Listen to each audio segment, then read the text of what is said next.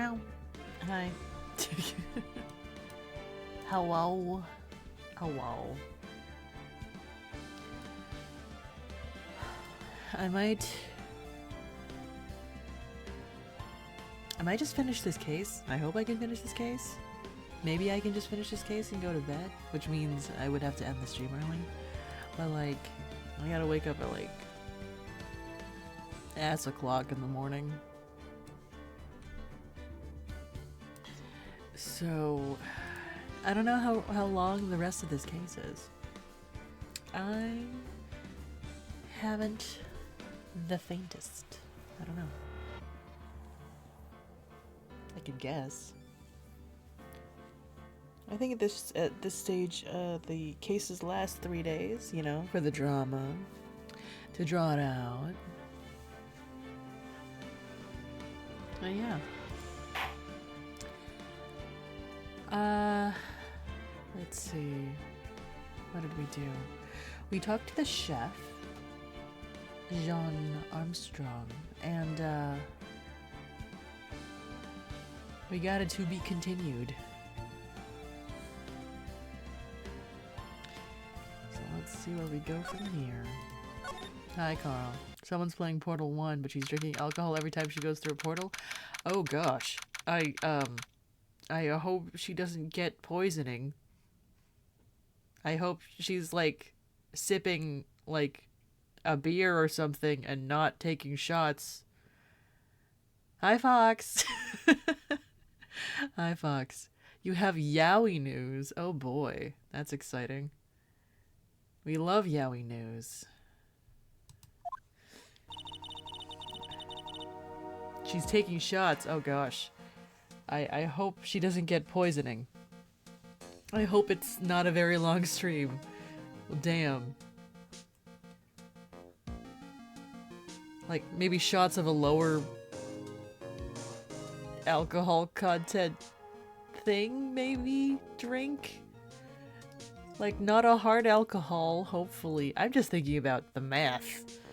The math of doing all the things.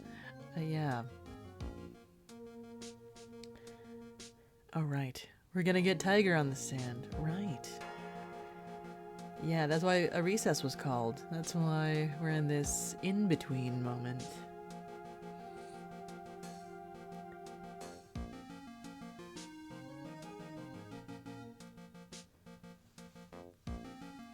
She has a friend doing a fundraiser, and if you donate $20, you add a character to the draw pool? I mean... Oh, that's nice. Oh! She draws 2 characters and draws them together.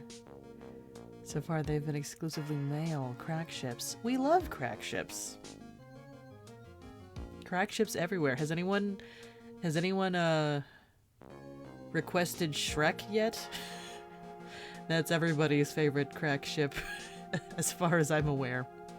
As far as the meme energy goes, the meme power. But yeah. Let's see. So we're finally gonna see the Tiger on the stand. Yes. We almost got this case won now, Nick. I wish I could agree. Huh? When I cross-examined Mr. Armstrong just now, he said he was just doing what the Tiger told him to do.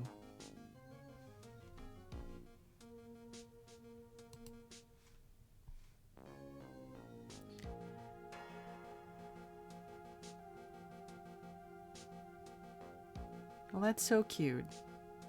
Good for them.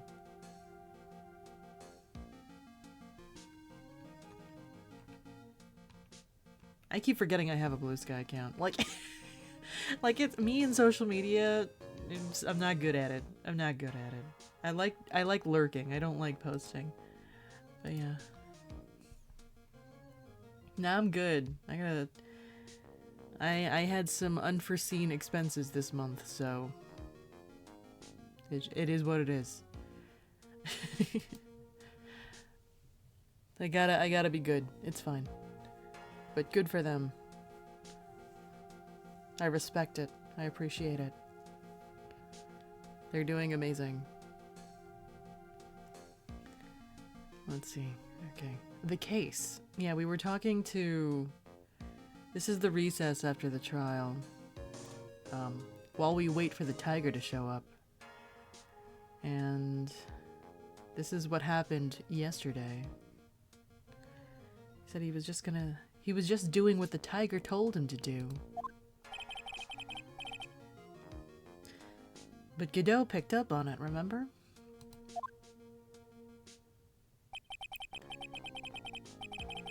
He pointed out that without proof, we don't know if what he testified is the truth. You think Mr. Armstrong was lying? I don't know. But if that's the line that the prosecution takes, we could be in trouble.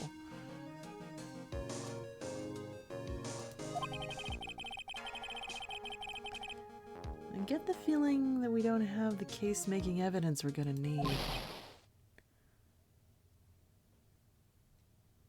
Hey, pal. Detective Gumshoe. What are you so jumpy about, Detective? Your hair is standing on end. Hey, that's the pot calling the kettle black, little Miss Topknot. It's not a top knot. Never mind about the hair. Calm down, alright? I can't stand still when I don't have a job to do. I get kind of wound up. Ugh. No kidding. Gotta have something you need me to do, pal. Anything. Well, hey, I'm gonna take a jog back down to the precinct. I could get some prints analyzed for you if you've got an hour. An hour? The trial will have reconvened by then. But, Nick, we still don't have a really decisive piece of evidence, right? True. Without some kind of trump card to pull out of the bag, we're really stuck. Said you could get some fingerprint analysis done in an hour? You bet. In that case, would you mind checking the prints out on this for me?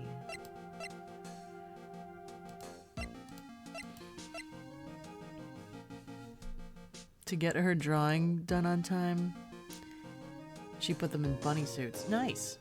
I love bunny suits.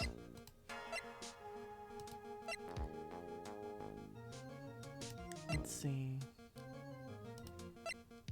Fingerprint analysis was already done on this, and this, and this.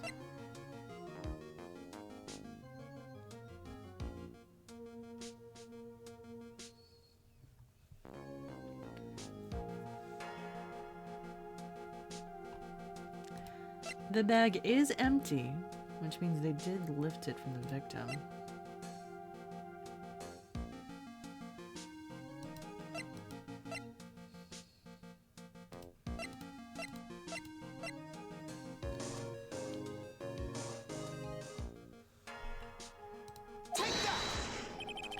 If you're going back to the station anyway, could you find out whose fingerprints are on this? Oh, hey, that's the small bottle I gave back to you this morning, right? Yeah, I think it's time we solved the last mystery of who the prints on it belong to. Sure thing, pal. Actually, that's been gnawing at me too. Small bottle given to Detective Gumshoe. Okay, I'll get this off to the lab right away. Just make sure you don't lose the case before I get back. Might as well. This is pretty much the final showdown, I guess. It's time to separate the phonies from the real guys. 1:56 p.m.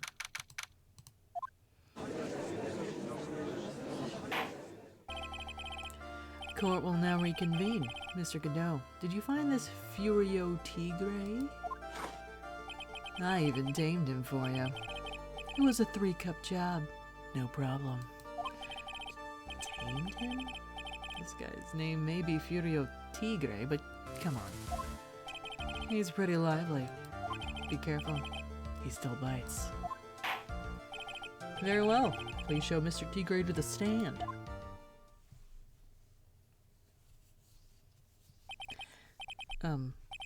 Witness, please state your...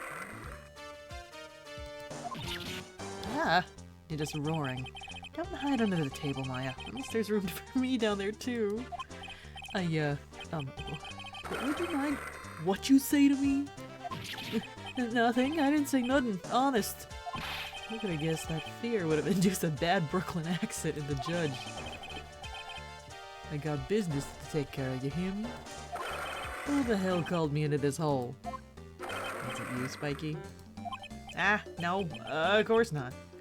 It was the judge. Your Honor? Oh dear, I seem to have dropped my pen. Where on earth is it? Don't mind me, just carry on with the proceedings as normal. That's it. We're doomed. Maybe yous didn't hear me. I said who the hell was it that called me in here? There's no need to shout. We can all hear you. What'd you say? There's no point struggling. You're caught in a snare. The relentless snare of the law. And I'm the one that hauled you in. Too cool. Don't let him get the better of you, Nick. Let's start with the basics. You know about the incident in question, correct? Incident? I don't know nothing about no stinking incident, Mask Boy. You mean you didn't attend the previous trial of Maggie Bird? Maggie who? I got more important things to do than watch courtroom dramas. Of course. Well, perhaps you could give us your testimony then? Please tell us about what you did on the day of the murder. Phoenix Wright. You's the one who set this up, didn't you? You's gonna regret the day you ruffled the tiger's fur. You hear what I'm saying? Maybe I should have brought a diaper with me today.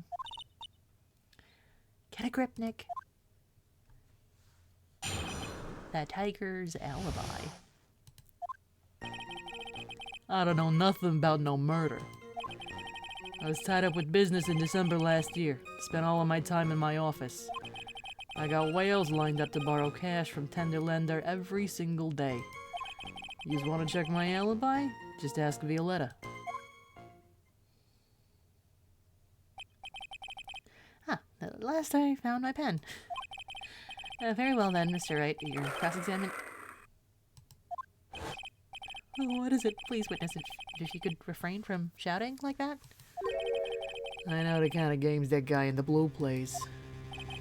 I don't like a lawyer. He just punches away at stupid details till he wins. Low life. Me? Listen up, Smarty. Every time you ask me something that doesn't relate to this case, I'm gonna bill you $50,000, and you's gonna borrow the cash from me. That's one loan contract I refuse to sign. I don't think it ain't gonna hurt when you tangle with the tiger. Okay. Okay. Huh. I love a good spectator sport. Just a minute, that's really not... This witness is... How can I put it? A hungry tiger roaming the urban jungle. Get on his bad side, and he'll bite everyone's heads off. Yours too. Very well. I have no choice but to impose a penalty system here. You's better be listening. I said I got business to take care of. Big business. If I don't split now, I ain't gonna catch my bus. The court will impose a penalty for any irrelevant pressing of witness testimony. Keep that in mind as you begin your cross-examination, Mr. Wright. Yes, Your Honor. You can do it, Nick. Come out from under there already, would you, Maya? The tiger's alibi. I don't know nothing about no murder. Okay. Sure. Sure. So you says you don't know nothing about no murder. You was tied up with the business. Hi. Hi, Day. What's the sitch? More bad accents. I'm doing more awful accents. Yeah, we're in the middle of trial. We are trying to solve a murder. Spent all of my time in my office. I got whales lined up to borrow cash from tender lender every single day. You just want to check my alibi? Just ask Violetta. Yeah, but you're in cahoots. By Violetta, you're talking about the Cadaverini families. Yeah. You don't want to cross him. He's gonna wind up sleeping with the fishes. Once the Godfather finds out you've been dragging Violetta through the mud, he'll do you in. Sorry, I couldn't quite put it all together towards the end there. He said that just like Viola, didn't he? I get the feeling this might not be the right time to probe her about her. Too dangerous to press things without knowing where they might end up. Now then, Mr. T. Gray, repeat your testimony. Your time ain't free, you hear? You's better remember that. If I miss that bus, someone's gonna pay. You know everything about this murder because you staged that shit. But yeah. Are you sure about that? We're talking about 1 month ago, you know. You see these teeth? That's how sharp my secretary is. Sharp? Is he talking about Viola Cadaverini? She writes everything in my scheduler. December, mainly in the office. That's what it says, so that's where I was. It seems like a rather, sketchy schedule. There he goes again. What the tiger did all December isn't the issue. What's important is what he was doing on the day of the murder. So... now what?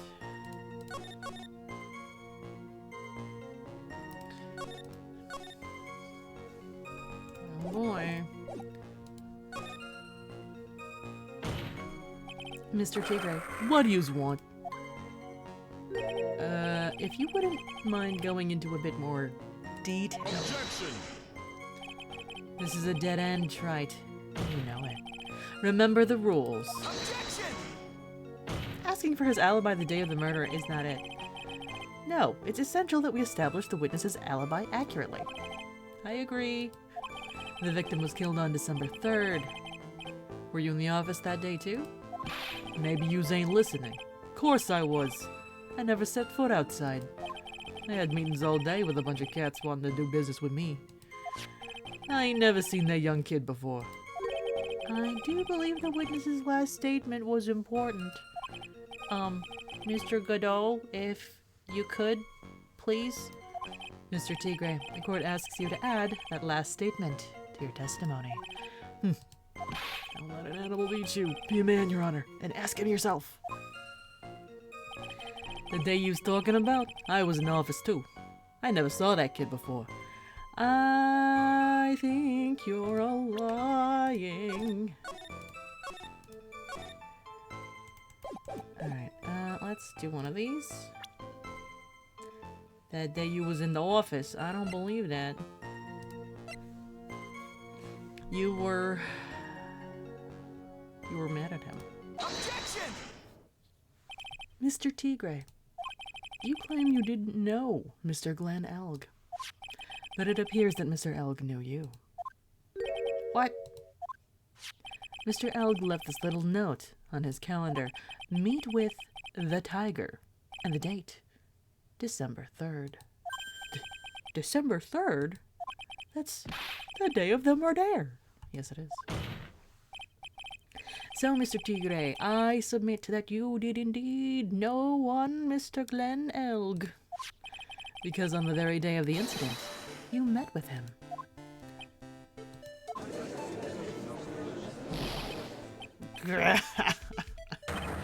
Not bad. He's actually not bad. Sorry? I was just messing with you to see how good you were. Did you hear that, Nick? He said you're not bad. That's one compliment I could do without. Plus he's lying through his teeth. Witness, please remember that you're under oath. Lies will not be tolerated. You're calling me a liar? Is that what you're doing? Ruh-roh. So, you're saying that you claim to have never seen that kid before is the truth? I said I'm dead serious. You'd better believe that's the truth. Huh. Then I'd say that gives me time to enjoy another cup of pure black magic. That is, while you testify for the court again, Mr. Tigre. Yes, would you mind indulging the court, witness?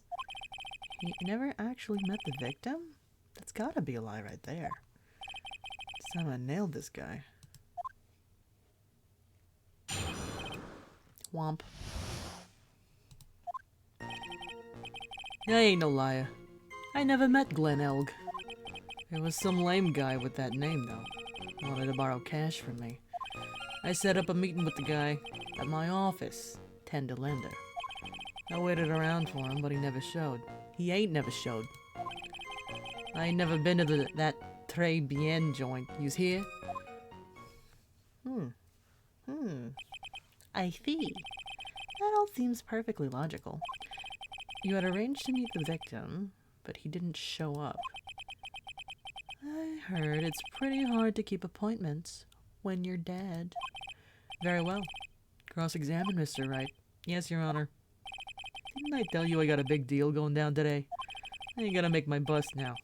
Gonna have to take the express train. That bell's going straight to you, Wright.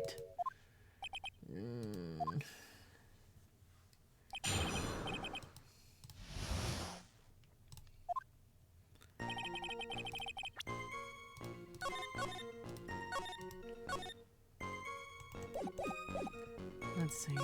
Ain't never met him. Set up a meeting at the office. Waited for him, he never showed up. He's never been to Très Bien.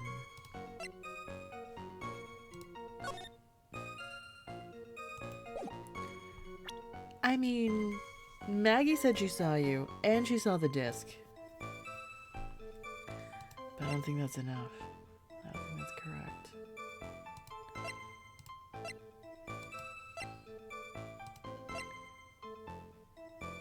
Taken from near the kitchen, covered in Maggie's fingerprints.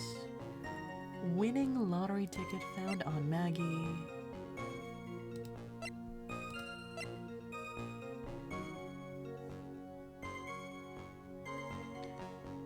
He already owed you money.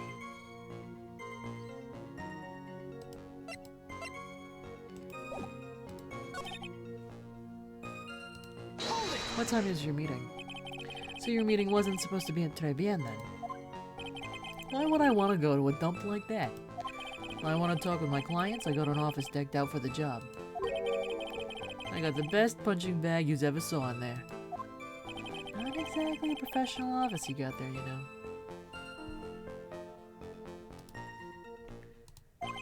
So you were in your office on the day in question. Waited around for him, but he ain't never showed.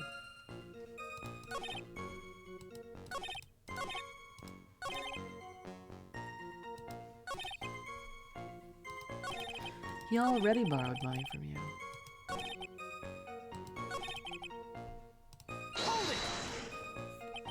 Never? Not even once. Not even once. I was in my office the day that went down. Didn't put no poison, no kid's coffee, capiche? Do you think you really didn't meet Glen Elg? Not likely. Because I'm convinced this guy's behind the whole thing.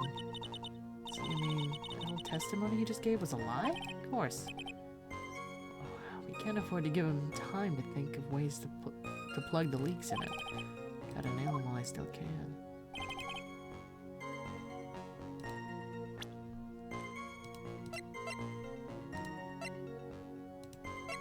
I mean, you also impersonated Phoenix.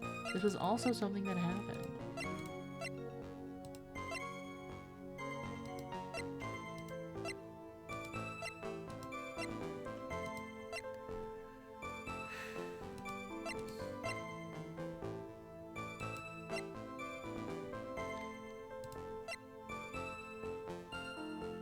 He also made this, and it was found in your office.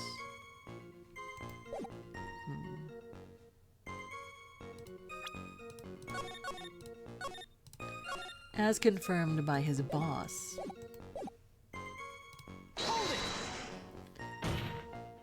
And yet, your name was written on the victim's calendar.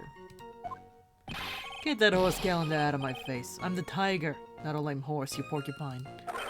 Tigers like me eat horses like that for breakfast. No. Witnesses aren't permitted to eat evidence. Not that they ever would. Well, there was a case once where a young lad ate... Anyway, if you had never met the victim before, how do you explain the note he left? Wanted to borrow cash from me. That's very strange. According to the manager of the firm where the victim worked, December 3rd was the date he had to repay his loan. He wasn't due to discuss borrowing money, but repaying what he owed. Oh, yeah. Maybe he's right. Whatever it was going down at the beginning of December. So you did meet Mr. Alec then? Hey, Wright. Yous might wanna cool your jets a sec.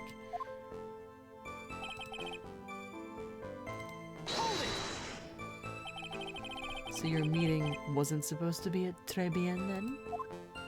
Why would I want to go to a dump like that? The best punching bag yous ever saw.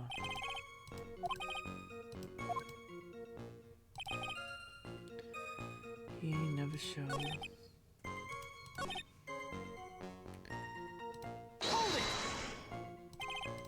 He didn't show up? What do you think, Tried? Let's see. How does a dead man get from a French restaurant to a loan shark's office? And you yourself didn't go to Très Bien?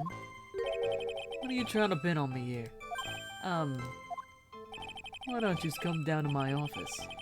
We can chat about this thing my way, yeah? I got the best punching bag you's ever saw in there. Oh, no need, I'm good, thanks.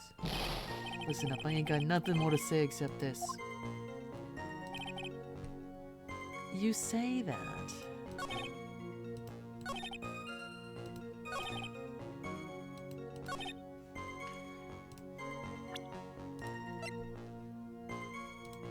I think this is the strongest I have.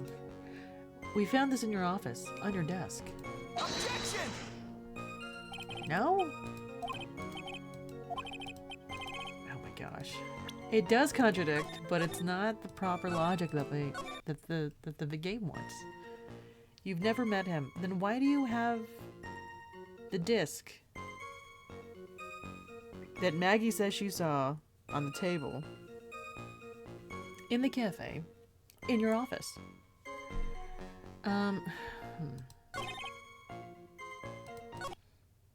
Are we crashing? Yay! It's fine. It's fine. You can just reload it. We're cool.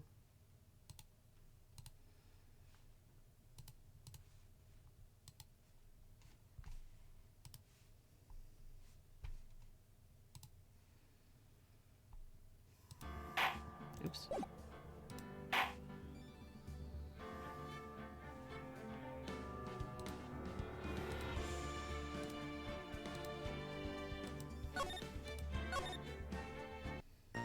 It's fine.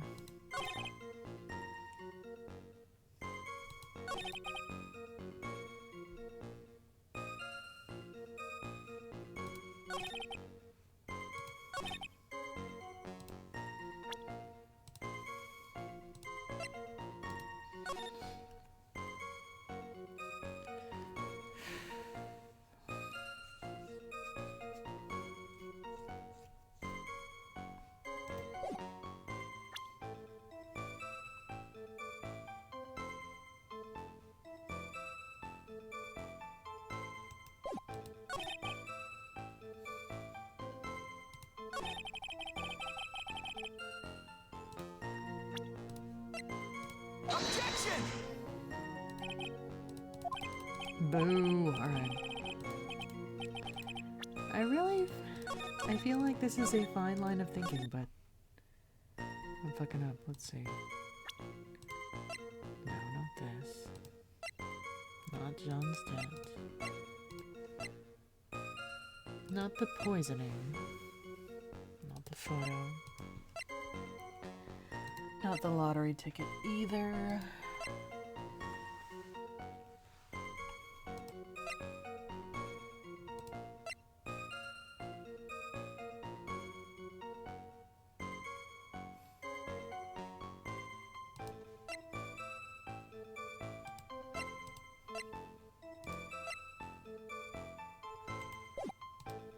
It's the matchbook.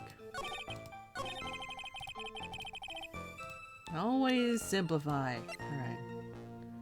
Objection! Mr. Tigre, is there something you'd like to tell the court about these matches? Matches? What you's talking about? We found them in your office at Tenderlender. They're from that restaurant. If you've really never been to Très Bien before, what was the book of the restaurant's matches doing on your desk? You've been snooping around in my stuff now, too, wise guy? What are you, my ball and chain? Ain't no broad controlling me. Well, suddenly we're married. Order, order. Well, witness? I think it's time you started telling us the truth, don't you? Sorry, I'm terribly sorry. Forgive me. I ain't no pussycat. I don't go back on what I said, but... Okay, I was at the joint that day. What? But listen good, alright. I might have been there, but I still never met that kid. Well, well.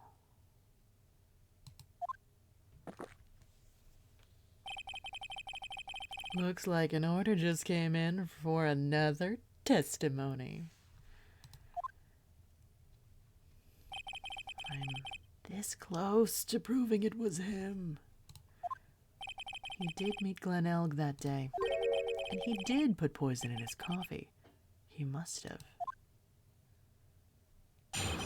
Et très bien. I was supposed to meet with the kid at the restaurant that afternoon. When I opened the door to the joint, I saw one ugly scene. The guy was laid out over the table, stiff as concrete. I figured if the place wasn't hot already, it was gonna be, so I split. I heard the cops' sirens on my way out. I went straight back to my office. I see. You didn't actually meet with him in the end, then? Well, Mr. Wright, cross-examine, please. Yes, Your Honor. Hold it. If I wait around here any longer, I ain't even gonna make the normal express. No more stupid questions. Huh. No problem. Anytime Trent presses you on something irrelevant, I'll see he pays a penalty. Mr. Godot, that's my job. Your job is to slam that little hammer of yours and call a guilty verdict. So do it. Do it. Yes, sir. That special express ain't cheap, right? Just so yous know, since yous paying. Oh, man. Doesn't the rule of law mean anything around here? No. Not really.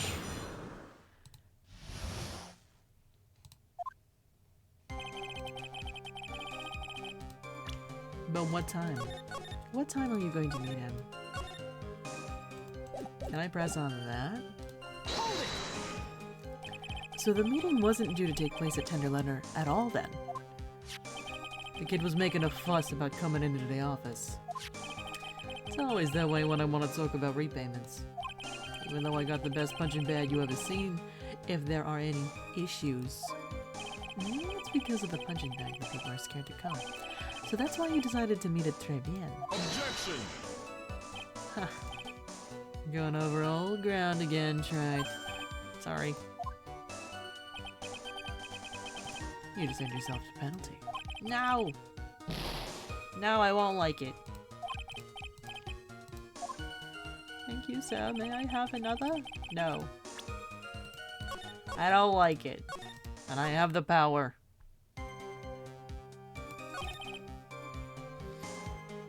Said you saw him.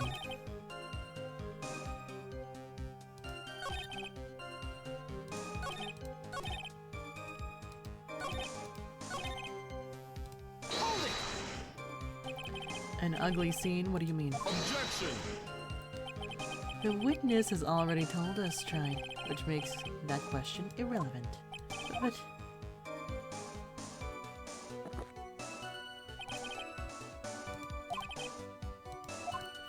Fine. Oh, these are different reprimands.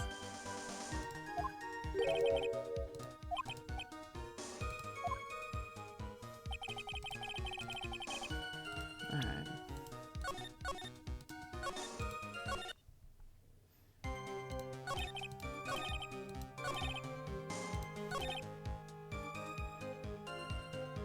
Hold it! You went straight back. Did a bout of guilt suddenly hit you for what you did? What are you trying to say? Trying to tell me you ain't never been guilty of nothing? We all have our crosses to bear. We all have to swallow the dark secrets we hide. Like this. Courtroom's not exactly the place to talk about dark secrets, is it? Think you've done it again, Mr. Wright. What? I can't ask about stuff.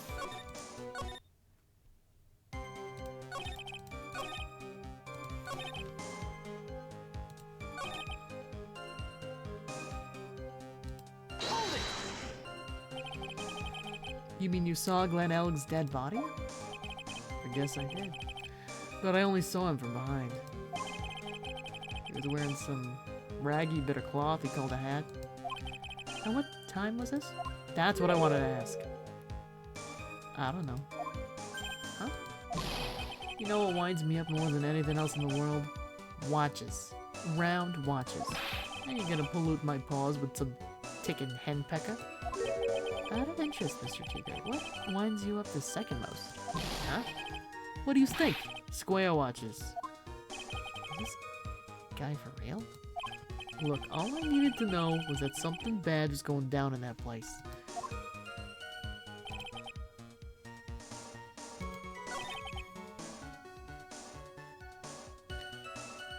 How did you see him from the back?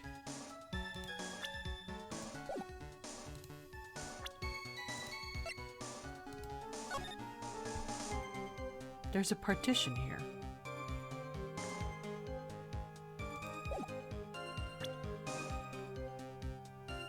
Objection! You're something of a loan-collecting pro, aren't you, Mr. Tigre? No one escapes the tiger's clutches. Well, I'm something of a lie-detecting pro. And no one escapes the phoenix's clutches. I think it's time we got something straight. What's this, Wright? A new line of irrelevant questioning? These are the floor plans of the crime scene. You say you were standing at the entrance, Mr. Tigre? From there, your field of vision would have covered an area something like this. Indeed, the witness would have had a clear view of the victim's seat. Isn't that what I just said? I saw the back of the kid's head. Unfortunately for you, that is not possible. The court would think back. You'll remember that between each of these tables is a tall partition. Why, that's true. Now, look at the plans again. The truth is painfully obvious. From the entrance, the field of vision of any customer walking in ends here.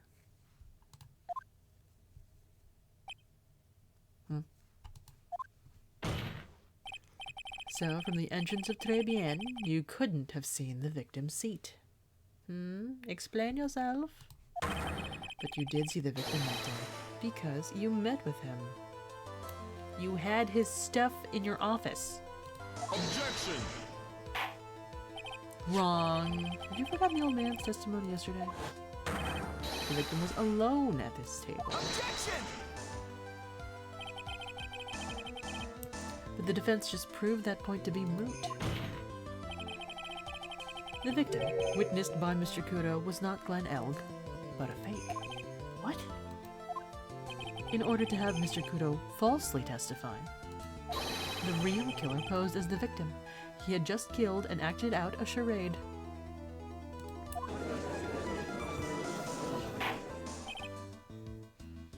That'll do. This trial has gone on long enough without the obvious question being answered. Who exactly was this real killer who impersonated the victim? You say the killer murdered Glen Elk. Okay. And then impersonated his victim in a performance for Victor Kudo. In that case, Mr. Wright, reveal the identity of this criminal to the court. Oh. Who could it have been?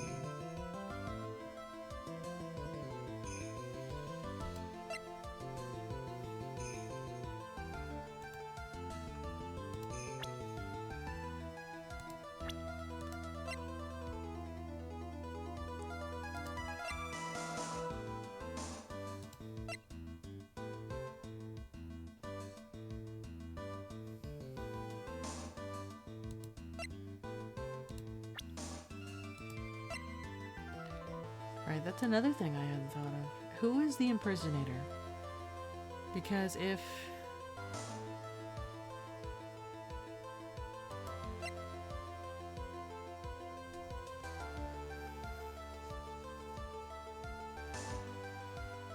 they staged the murder just so Mr. Kudo could see it, that means Viola was the waitress. The body was in the kitchen. Maggie was passed out in the kitchen.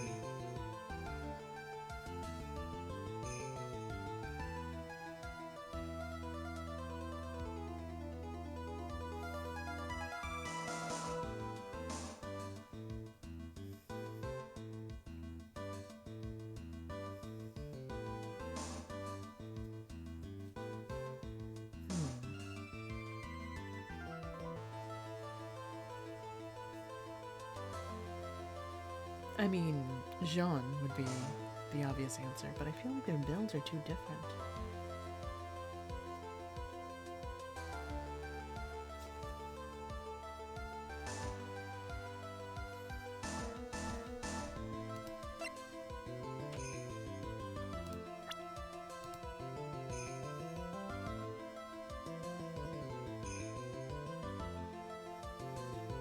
Who would have been pressed to do so? Only Jean.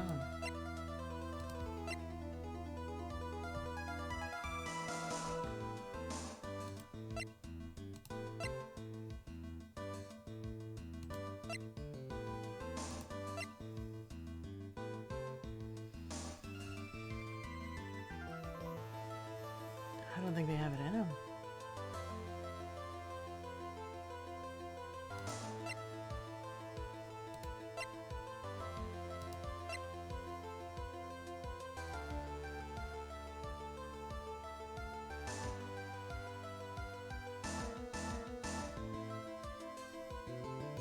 I also don't think the tiger has that performance in him either.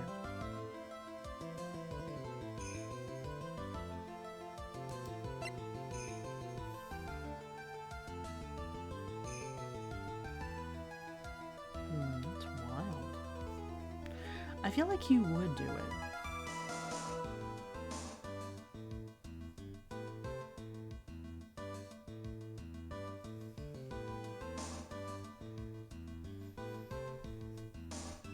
I mean, Mr. Kudo did see everything play out and then left to call the police.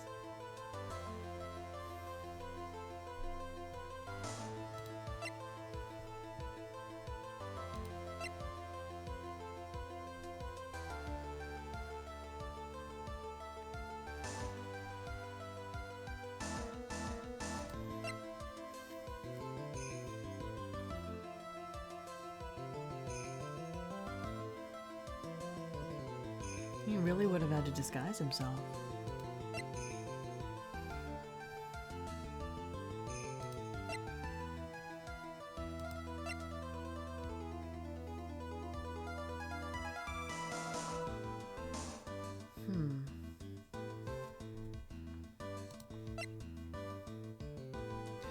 I mean, you're the one that's mostly not accounted for.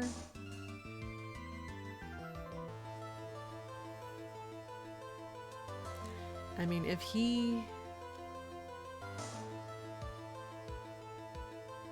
just played it up, also he's old.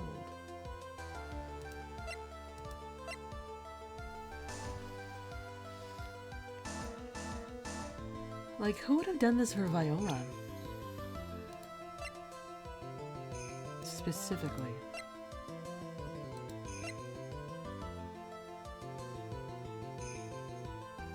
Thanks for headbats.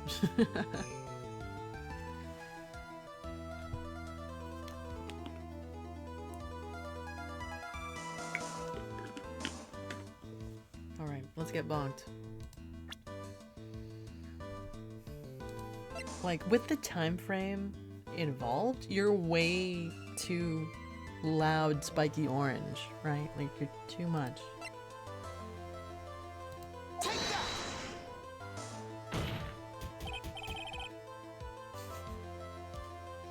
Okay, good night, day. We all swim in yours. Thanks. I'm not a shrimp.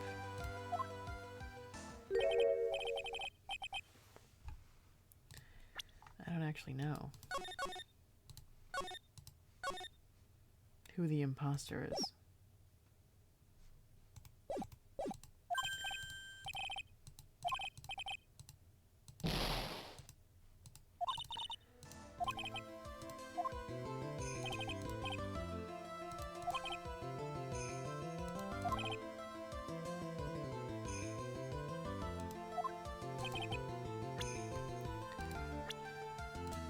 Again, I think I'm overthinking it.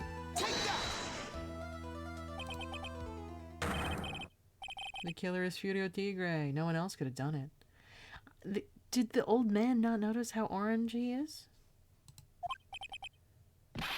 What? Well, witness. Now that's cute. You think you can pin this on the tiger? Maybe you don't understand. The tiger is king of the jungle. So I dares you to say it again. Come on. You got the guts. You can't threaten me, Mr. Tigre. It's the defense. Go ahead and tell the witness, Mr. Wright. Like, sure, that makes the most sense. Because then he just has to pretend, and he totally would do that for Viola. But,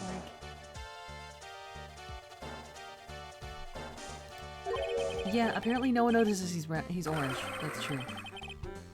Yeah, even Maggie didn't notice. Said he was in Hawaii. Sounds to me like it must be you, old man. You've got guts, I'll give you that. Mr. Wright? Do not leave me to handle this alone. Huh. Perhaps I can end this embarrassment.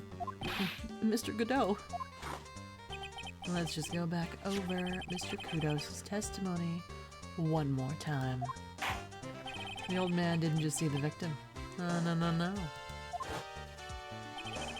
The serving girl brought him a Javachino, but she put something in it. There's no question about it. She very conspicuously put some white powder in there. Was the victim he saw the real victim or not? That doesn't matter. The fact remains he saw the accused put the poison into the coffee. Yes, it was the waitress who poisoned the coffee. Very impressive, Mr. Godot. Waiting for my absence to launch your attack. Huh. Found your pen at last, right? It was in my pocket. Ahem. But anyway. Mr. Kudo witnessed two people that day.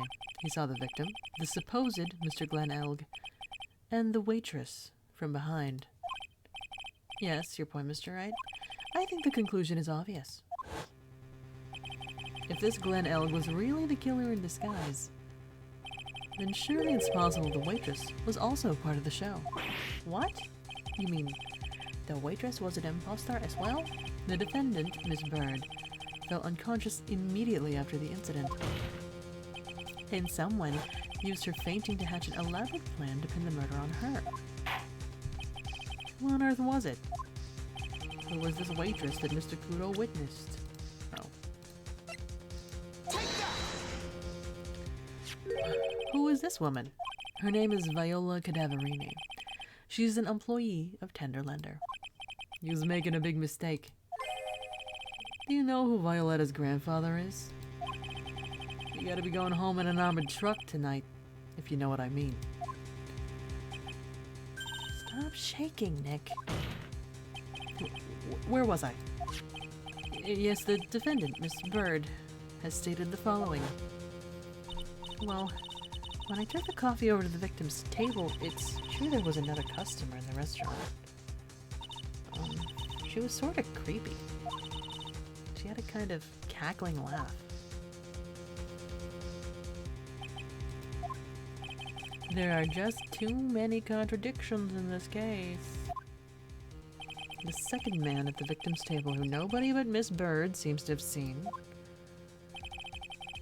The earpiece worn by the victim in his left ear when that eardrum was ruptured.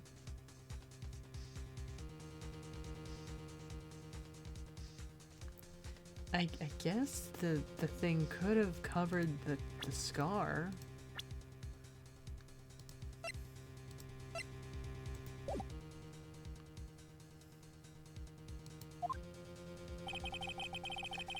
And the radio show he was supposedly listening to half an hour after it was over. There is only one logical explanation that clears up all of these contradictions. The whole incident took place twice. Once for real, and once for show. And Mr. Furio Tigre, the only person who could have committed the crime, is you.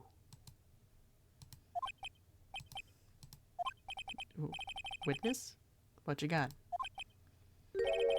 That's cute. Sorry? You's alright. I could do with a guy like you around. What do you mean? Okay. I'm in on this game.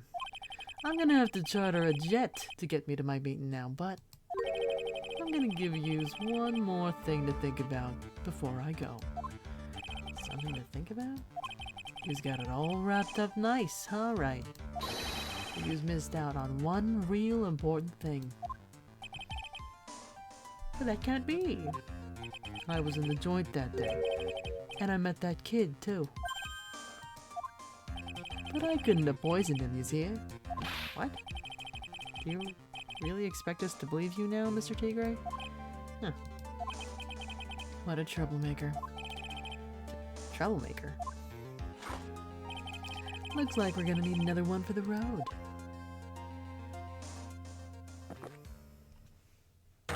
One more steaming cup of hot testimony. Indeed. Witness, explain yourself to the court. I'll give you one more chance to testify. What happened that day at Très Bien between yourself and the victim?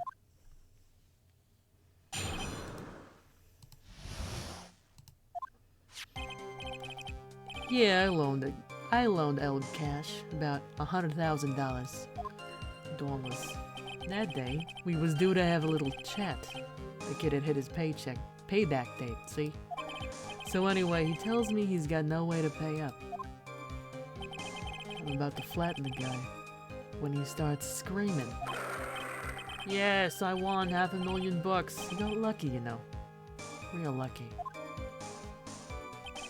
That waitress hadn't done what she'd done, everything would have been over.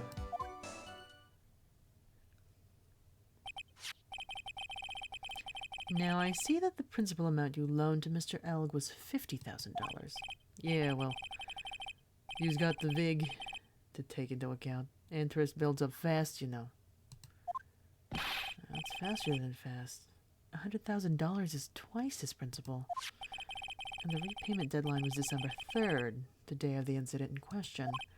Yeah, he was one lucky kid. He got that $500,000 just in time. So I ain't have no reason to kill the kid. And if I ain't got no motive, you ain't got no case. His motive? He has to have one, but what is it? The ties to the victim.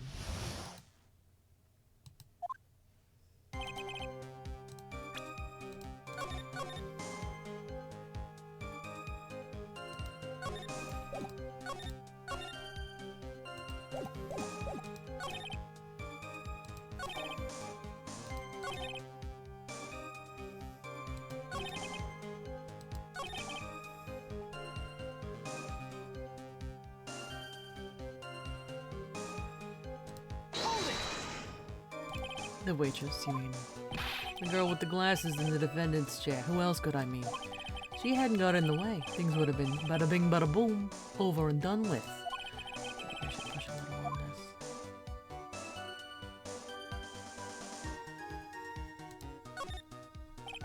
What do you mean things would have been over and done with? Are yous all there or what? I'm talking about the cash. I was there to get my $100,000 back, that's all. I'm a businessman. It was all coming together before that waitress got in the way.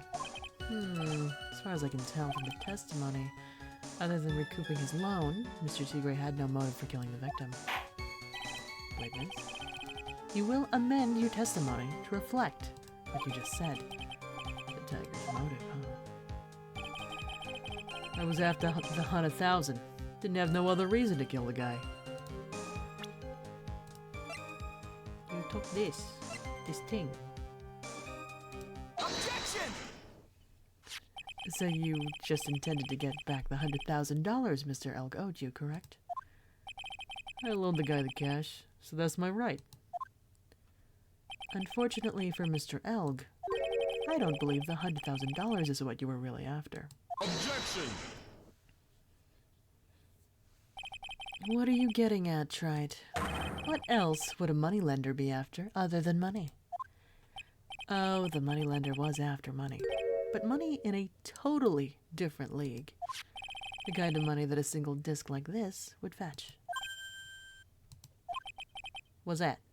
A computer virus, Your Honor. A virus called MC Bomber. A computer virus? What does one of those do? A computer virus is a program that wreaks havoc on the insides of a computer. A computer? What does one of those do? I guess the beard isn't the only part of his honor that is from the Stone Age. I'll explain it to you later, Your Honor.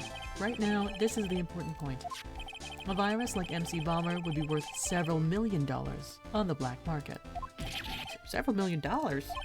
Lending money with no hope of ever seeing repayment would normally be bad for business. But in this case, the very fact that Glenn Elg had no way to repay the money is crucial. What? Glenn Elg was a programmer, a highly skilled programmer. That skill was the collateral Mr. Elg put up in order to borrow the money. Objection! You're trying to suggest this witness's motive was to get hold of that program? Exactly. The witness may have poor fashion sense, but he is by no means an idiot, Trite. A man like him could get his hands on $1 million without resorting to murder. Of course he could, provided that he had time. But what if he had needed the money right then? When the pressure's on, the luxury of choice tends to disappear. Seems you have a logical conclusion for this theory, Mr. Wright. Would you care to share with us?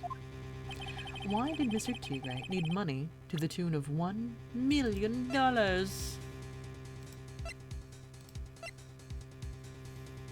that! In December of last year, you found yourself in need of a huge amount of money. About 6 months ago, you were involved in a traffic accident, weren't you? An accident involving a car and a scooter, in which a young woman was injured. She was taken to the hospital where she underwent surgery.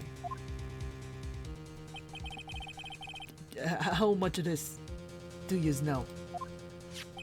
These medical papers document the treatment of the young woman in question. According to these, her operation cost $1 million. And yet, when the payment was due last month, you somehow managed to pay it in full. $1 million? A preposterous sum. Someone should sue these HMOs. Huh. No one would pay a bill like that. If the medical association got wind of it, the hospital would end up as dead as a morgue. But Mr. Tigre had no choice but to pay, because his very life depended on it.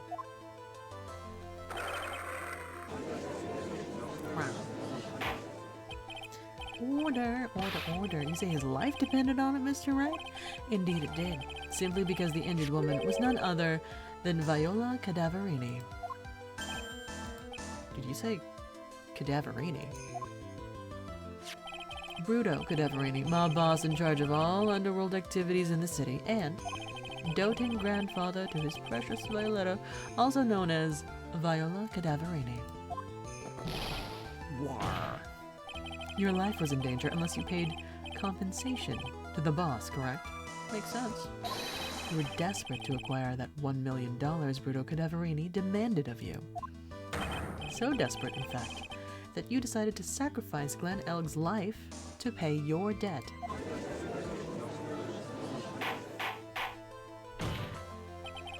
On the day of the murder, Mr. Tigre's sole intention was to get his hands on this CD.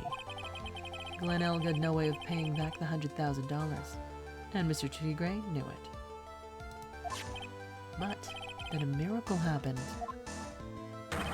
The kind that Mr. Tigre would prefer to say never happened, but he can't, and neither can I. The lottery win. Exactly. At the 11th hour, Mr. Elg won $500,000 on the lottery, which left Mr. Tigre with no way of getting his hands on the all-important CD. At least, no legitimate way. Drugs. Poison. So he resorted to illegitimate means. That's crazy.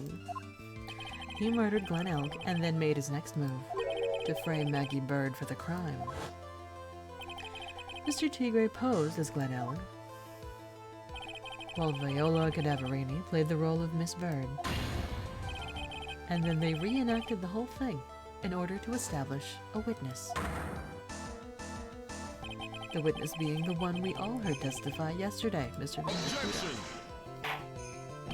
Like I said, Wright, that's crazy. No one could pull off a stunt like that.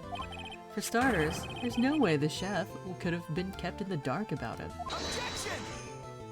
But Mr. Armstrong was in on it from the very beginning. Have you forgotten already, Mr. Godot? Mr. Armstrong owed the witness money too. $500,000, in fact. He had no choice but to go along with Mr. Tigre's plan.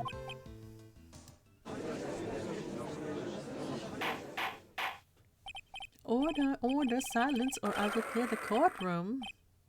Gwahaha. Rawr. Yous put on a good show, Spiky. If yous want to stay alive in the loan shark business, you gotta be careful. You saying I dressed up like that kid, created a witness, and framed someone? If I did something crazy like that, I'd leave a trail as bright as my shirt. I ain't dumb enough to do something sloppy like that. I agree. You do? Despite your appearance, you are very careful. That's why you took one more precaution. One more trick to make sure Miss Bird had no way out. What? Another one, Mr. Wright? Interesting. Why don't you fill us all in?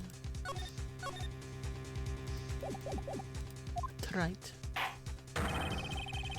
What was this trick you say Mr. Tigre performed to frame the accused? You put this in her pocket.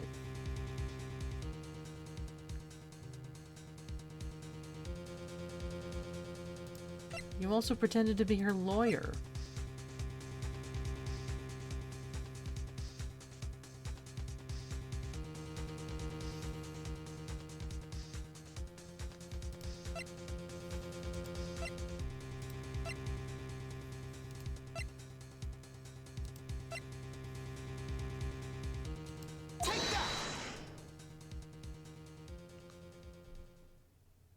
Like, which one is it?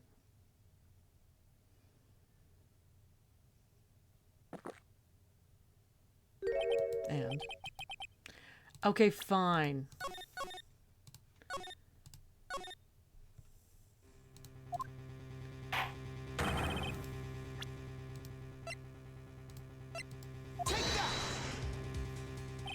What on earth is that?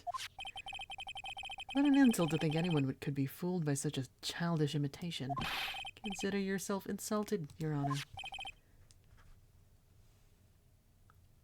Mr. Tigre.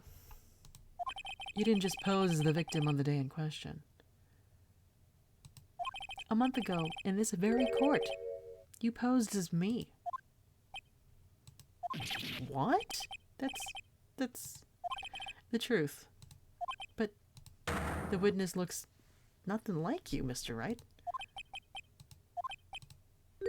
Although, now that I think about it, it was you, wasn't it? No doubt it was you, standing in here this very court a mere month ago. The Phoenix Wright who put up the most disreputable, shabby defense I had ever seen. Objection! Can you prove that, Gramps? Prove the attorney who represented the accused here a month ago was this man. You prepared to take the stand and testify that it was him?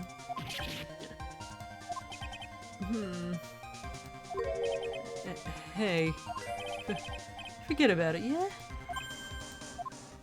I wouldn't do something like that. Not me. You made a mistake, right? It was someone else, huh? Objection!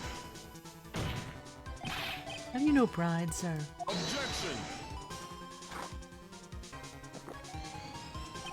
This isn't a matter of pride. In case you didn't know, Trite, here in court we deal with people's lives. Mr. Godot's right. Your Honor? Speaking for myself, I am absolutely convinced. The attorney in question was the witness standing before me now. However, I preside over this court as the judge, with the vested power to hand down a verdict. Someone in my position cannot be swayed by a memory without evidence to support it. No. If the defense has no further evidence, the court will now excuse the witness. The circumstances surrounding Mr. Tigre are dubious for sure, but not conclusive. But we've come so far. You say he impersonated Glenn L., you say he impersonated you, but none of that adds up to a murder charge. You don't have a shred of evidence that the witness poisoned the victim's coffee.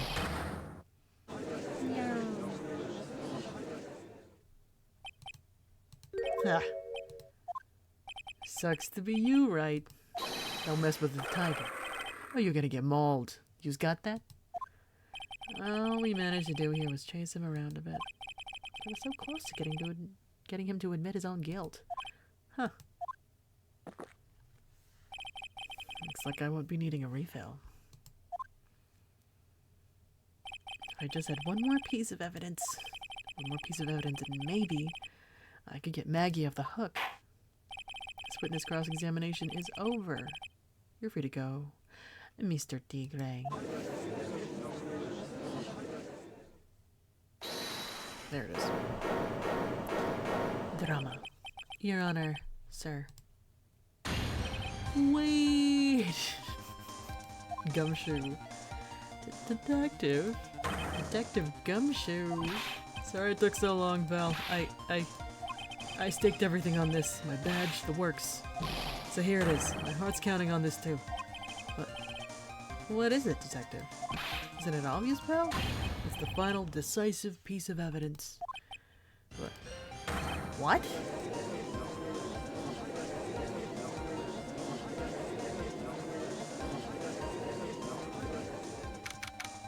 (2:48 p.m.) Sorry it took so long, pal, but I finally got the results back from the lab. The results? About the prints, pal, from this medicine bottle. Oh, so? Do you know who the prints belong to now? Do you think I'm some kind of hack detective? Of course I know. So, tell us. They're the tigers, right? Anyway. You bet. Clear as crystal. All over the bottle. They're Furio Tigre's paw prints, all right. That's great. You got him now, Nick. What's wrong with you? You've hardly said a word since Detective Gumshoe got here. He's laid everything on the line for this, Nick. I know. Look, I'm sorry. This is kind of hard to say, but it really doesn't make any difference whose prints are on that bottle now. Huh? What? Why not? What we need to produce at this stage in the trial is irrefutable evidence that the tiger put poison in Glen Elg's coffee. He's already admitted that he met the victim. The fact that his prints are on this bottle, that really doesn't make any difference now. I know it. Great. No matter how hard I try, I'm never of any use. Hey, don't be so hard on yourself. This was our last chance to help Maggie. We've been working on some useless piece of evidence the whole time. It's alright. I'm a real loser. It's not breaking news to me, pal. Detective Gumshoe? Maggie! You've been working on something for me? Sorry I let you down, Maggie. I know you didn't do it. I'm a detective. We're supposed to be able to prove stuff like that. I'm really sorry. Get out of your hair now. Detective Gumshoe, wait. He's gone. Isn't there anything we can do now, Nick? I wish there was. Gumshoe worked so hard to get that evidence. Only there was some way I could use it.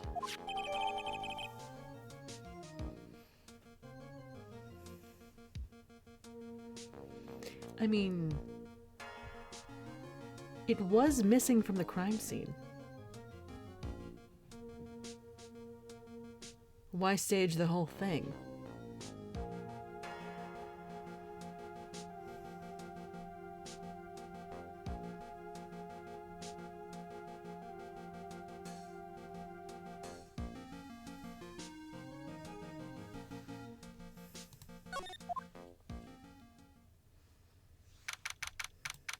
"3:04 p.m.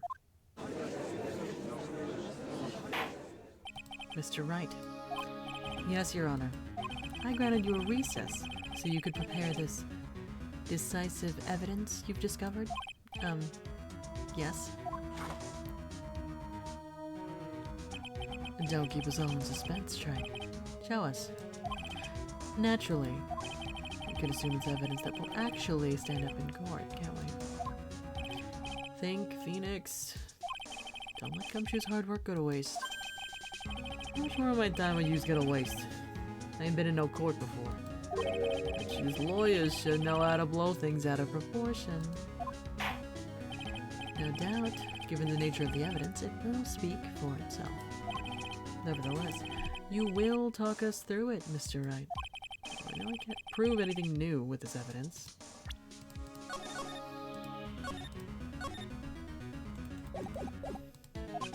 I'm really backed into a corner here, but maybe if he thinks he's got me beat, he'll let his guard down a bit. Don't keep us waiting any longer, Mr. Wright. Present this final, decisive piece of evidence to the court.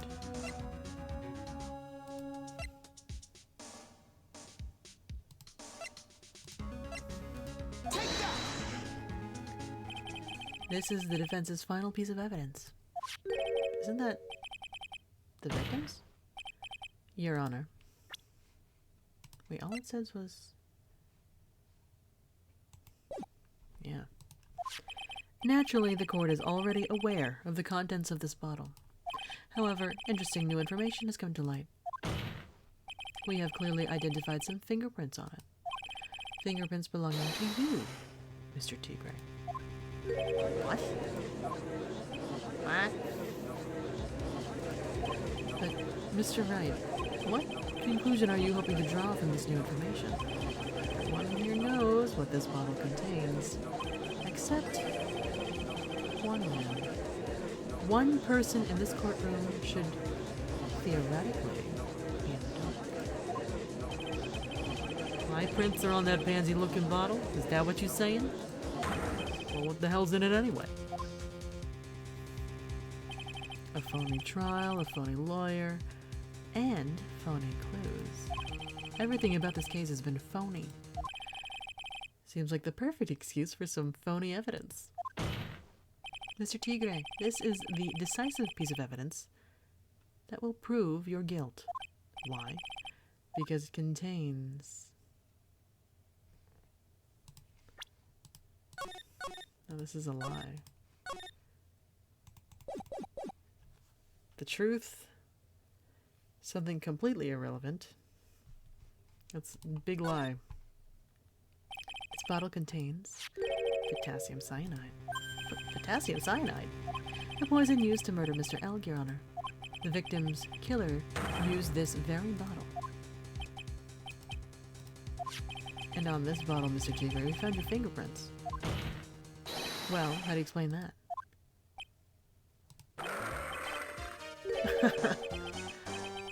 You'd make a good clown, you know that? What? Yous ain't never gonna get this to stick. He was just making me laugh now. You think a cheap bluff like that's gonna fool the tiger? A bluff? I can see straight through you, Phoenix Wright. That ain't the bottle with the cyanide in it. No, this is the bottle we found traces of the poison in.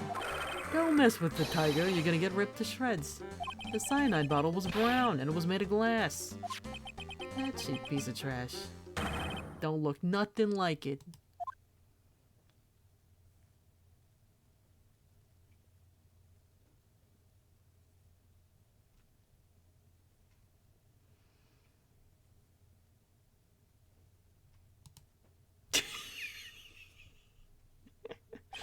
Got him. At last. What? Why is everyone gone quiet? I said that bottle. Is this the bottle you're referring to? Yeah, that's it. That's the bottle with the cyanide. Bet you he's gonna find my prints on that bottle. Don't let that cozy looking suit fool you people. That lawyer's just playing games. Tell him, Mr. Prosecutor. Tell that guy where to go. You still haven't figured it out. Don't you realize what you just said? What I said? What did I just say? You were summoned to this court for the first time earlier today. If you really had nothing to do with the murder, you shouldn't have known all the little details. For instance, you shouldn't have known what kind of bottle the potassium cyanide was in.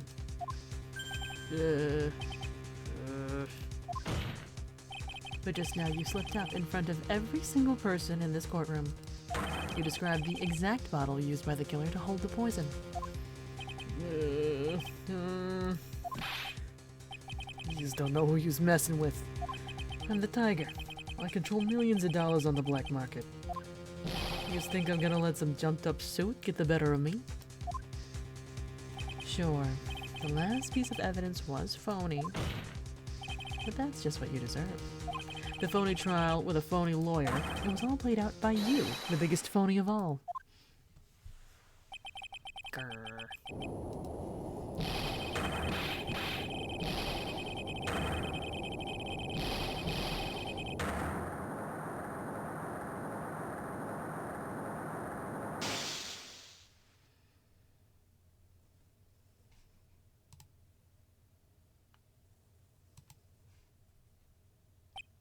What's going on?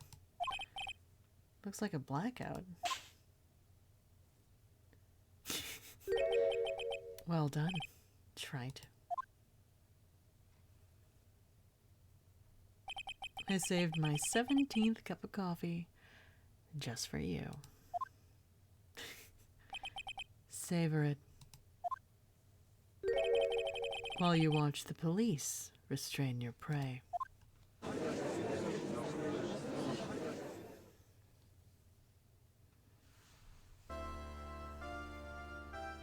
Mr. Wright, you cut a tiger by his toe, but if this one hollers, he won't be let go.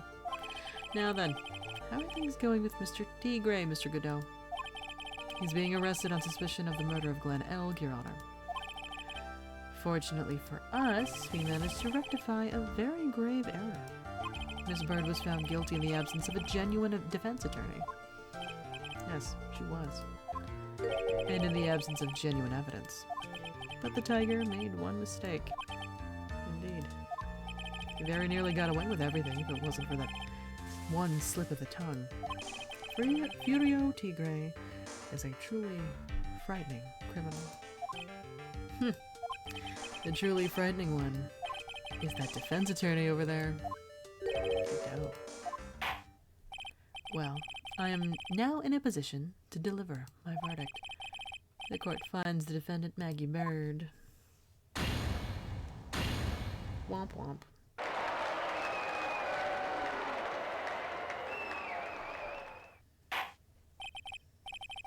That is all. Bye.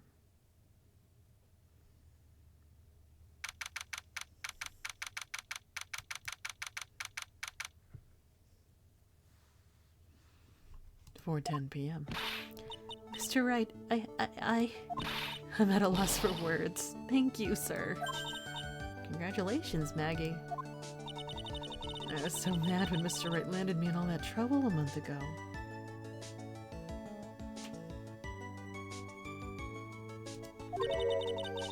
But now I feel like I can forgive him.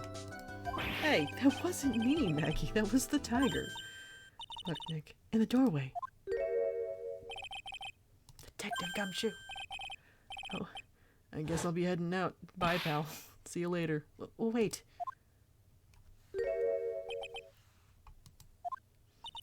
Detective Gumshoe. Yeah. Congratulations, Maggie. Thanks. I knew you were innocent all along. Why didn't you say that in your testimony then? Huh? Oh, well, well, guess I'll be heading out. See you around. Wait up, detective. He just ran off. Maggie, why are you being so hard on him? He busted his butt for you. Thanks to him that we got the medication bottle. That wasn't even of any use. But it's only because Mr. Wright used it so cleverly. Detective Gumshoe was just running around in circles. Poor guy. Looks like she still isn't ready to forgive him.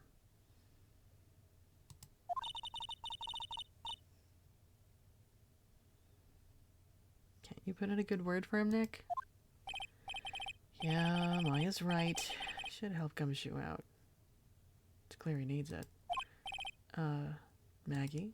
You know, Detective Gumshoe's been really worried about you through all of this. I wanted to believe that, sir, but on the first day of the trial, he practically gave the judge a free pass to lock me up. He didn't have any choice, Maggie. He's a detective. He has to report the facts. He doubted me, that's why. He thought I might have done it. Gotta prove to her that Gumshoe really cares about her. I know. I'll give her a little present to celebrate her freedom. Here you are. A present to celebrate your freedom. That's a present from Detective Gumshoe, made with a ton of love. He said you lost weight and he was worried about you. Detective Gumshoe. I actually really like weenies, you know. Did you guys hear that? I'm pretty hungry myself, you know. Yeah, the trial dragged on a bit today, didn't it? Is it okay if I eat this now? Oh. So, how is it, Maggie? It's really good.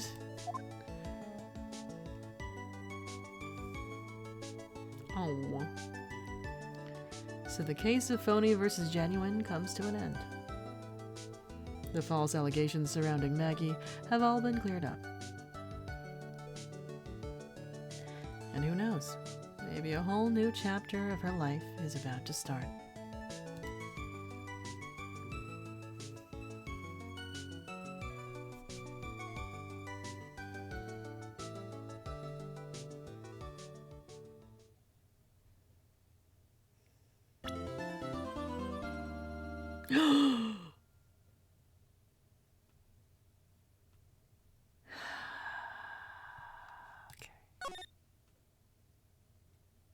Gasp. Baby girl.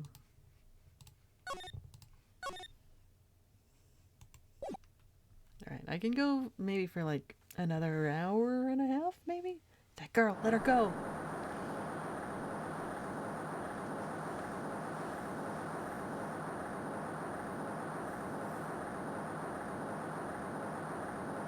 Shut up. Come closer, and I kill her. Sorry. But you're not going to get the chance. Bang. Bang, bang. Bang, bang, boom.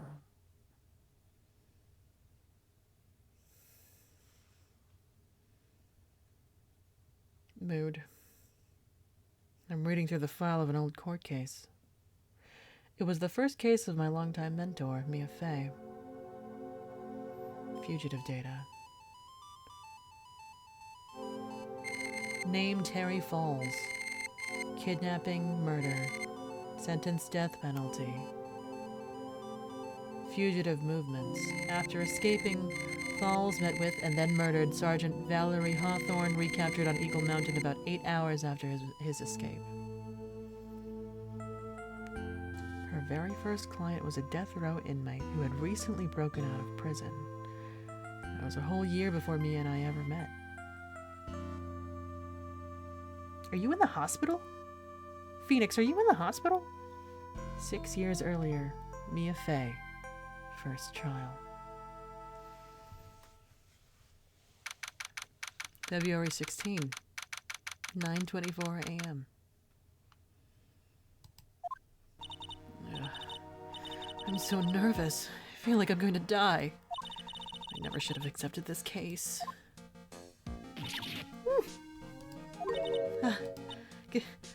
Good morning. Don't be so jumpy, Mia. I didn't do nothing. I swear I didn't kill nobody. Terry Falls, my first client. Sentenced to death 5 years ago, and now a prison escapee. Just relax, Mia. Make small talk and try to relax him. So, why did you escape anyway? I'm sorry. I didn't do nothing. I didn't kill nobody. I never lie. I didn't escape from nowhere. But, Mr. Falls, the police just recaptured you 2 days ago. Ugh. Sorry, I told a little lie. Oh boy. But anyway, I didn't do it. I never killed nobody. Sorry for asking, but you're on death row, right? I'm really sorry. They sentenced me to die 5 years ago, but I was tricked, I tell you. That woman, she lied in her testimony. That's why I got the death penalty. I swear it, I didn't kill her. I could never do that. 2 days ago, he escaped from the police wagon when it crashed. Then about 8 hours later, a policewoman was murdered before the police could recapture him. The police believe that Terry Falls did it. After you escaped, did you meet a policewoman? Yeah, I did. She's the reason I escaped. So that much is true. He did meet with the victim. But I didn't kill her. She was alive when I left. She was alive. It's true. I can trust him. Right? I mean, I should. Huh. Oh, you have a face. Hello. You're not gonna figure out the truth by just staring at the guy. Why are you here? I came to see how our little kitten was doing all alone in the big scary lion's den. I thought maybe you'd like someone to play with. Where is Mr. Grossberg? That old man is probably still in bed. I bet he's clutching an empty bottle and mumbling in his sleep. Why do you wear the mask? Armando. Aren't I good enough? After all, it's me, Diego Armando. Wait a minute. I thought you were murdered. I thought you were dating. What? I didn't say. So, Diego Armando, the finest attorney at Grossberg Law Offices, is here for me. No. You've got it all wrong. Today, you're the finest.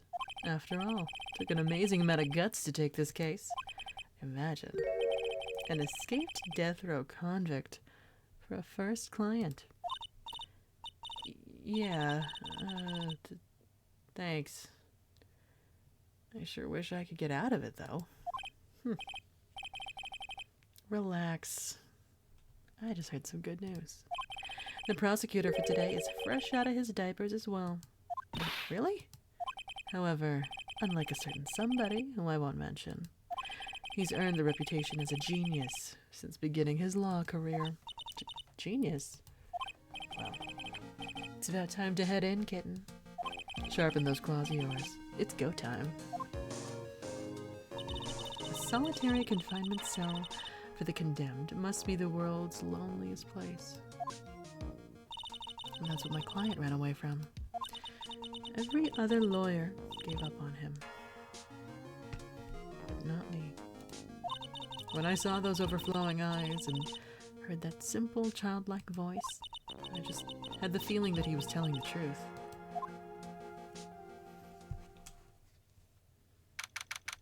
February 16, 10 a.m.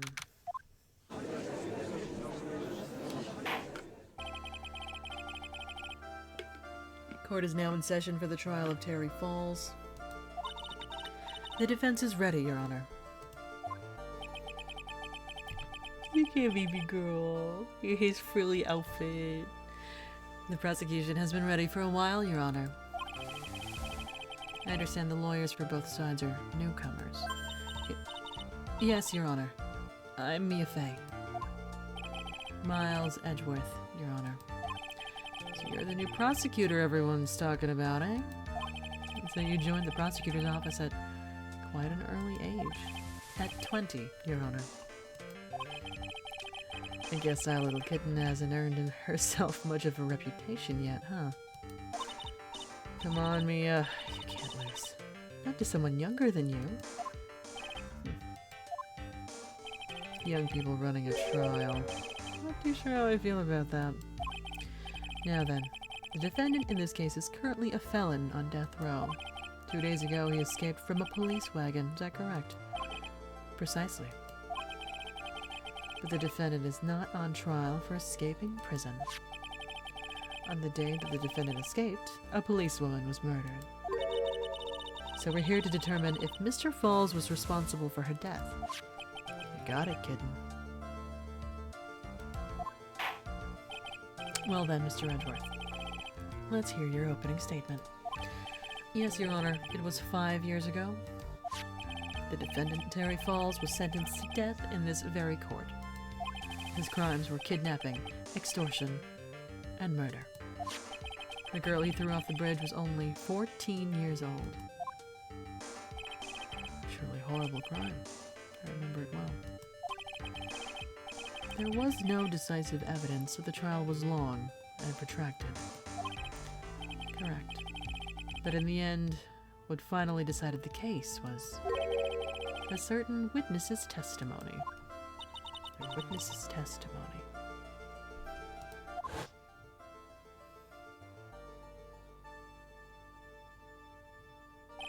The testimony of Detective Valerie Hawthorne, the person who confronted this criminal. She arrested Dr. Falls at the scene and later testified against him. She said she witnessed Mr. Falls throw his young victim into the river.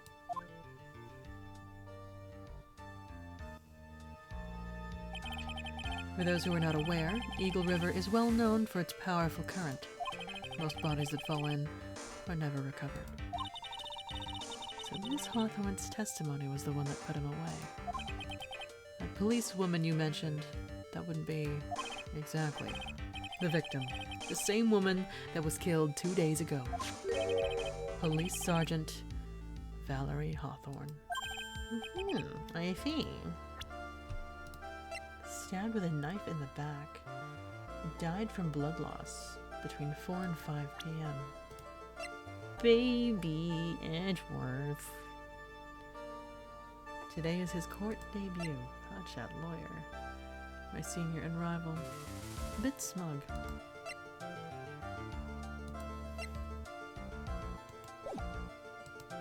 The man who was sentenced to death based on her testimony escaped 2 days ago with only one thing on his mind, to take revenge against the woman who convicted him. The truth is becoming clear to me now. Huh? Yes. It's quite obvious the defendant is guilty. But wait a minute, that's not right. At least hear the case before you decide on the outcome, Your Honor. Watch yourself, Miss Fay. Not sure I care for your word choice or your tone of voice.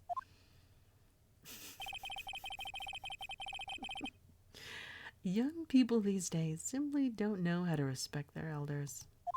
Why, you're even younger than me, you hypocrite. Now then, Mr. Edgeworth, call your first witness. I call the detective who was in charge of the initial investigation of this case. Witness, state your name and occupation. Gumshoe, Dick Gumshoe. I'm the homicide detective in charge of this case, sir. I only got promoted to the detective division half a year ago. I don't believe anyone asked you about that. Hey, ma'am, you got any idea how much work it takes? What is it? You're really gorgeous. Excuse me? No, seriously, my heart, it's aching for you. Detective, pull yourself together and try to be professional. Otherwise, I'll write you up on contempt so quick that something other than your heart will ache. Okay, I got it.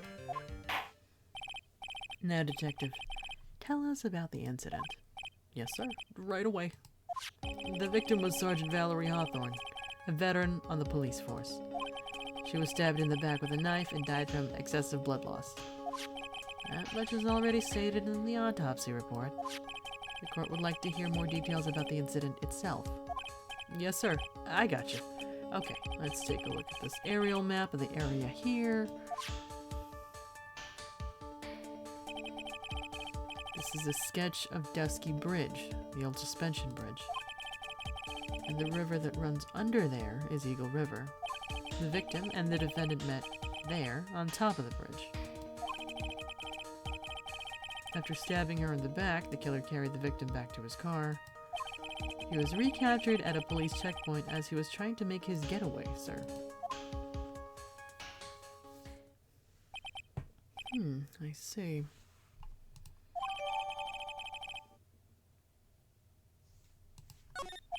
Was the victim's blood found on the bridge? The victim, Sergeant Valerie Hawthorne, was wearing a thick coat, sir. Unfortunately, no traces of blood were found on the bridge. Mr. Edgeworth, I warn you that I absolutely despise conjecture. If there was no blood on the bridge, then you have no proof that they even met there. Your Honor, if you would listen to the testimony we have prepared, I'm sure you'll be convinced. The two of them most certainly did meet on the bridge that day. Why, Mr. Edgeworth, I'm not sure I like you wagging your finger at me as though I were some hoser. Detective, proceed with your testimony. Yes, sir. Here we go, Mia. Hang on. Okay, now, listen carefully, kitten. One little mistake and this guy will drink you for morning tea. Trust me and get ready.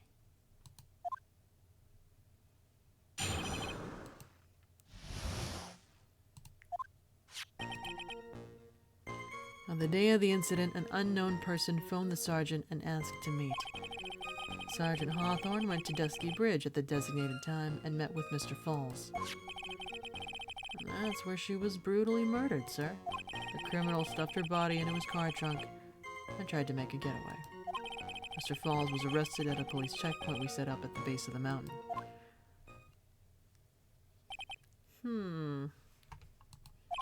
Well, certainly have established the importance of the bridge. Naturally. Now would the defense please hurry up and proceed with the cross-examination? Yes, Your Honor. Cross-examination coming right up. Hey, settle down there, kitten. If you keep trembling like that, you're gonna make me spill my coffee. I'm not trembling. It's just cold in here. The courtroom can be a cold battlefield, all right. Especially for a beginner. I don't need you to worry about me. I mean the defendant, the witness. Everyone's a beginner here. Got me there. But maybe you should keep your claws out and show them what you got, kitten. It's okay, Mia. Calm down. Just remember those court procedure videos you stayed up all last night watching.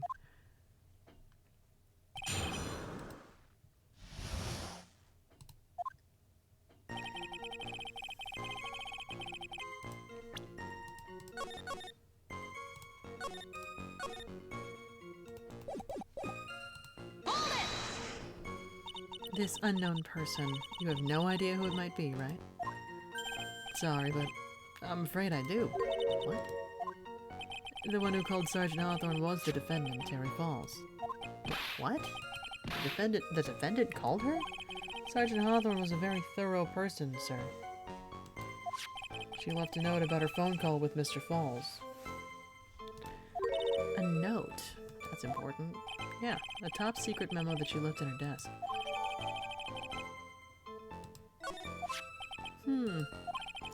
According to this note, it seems the one who called her to the bridge was indeed the defendant, Terry Falls.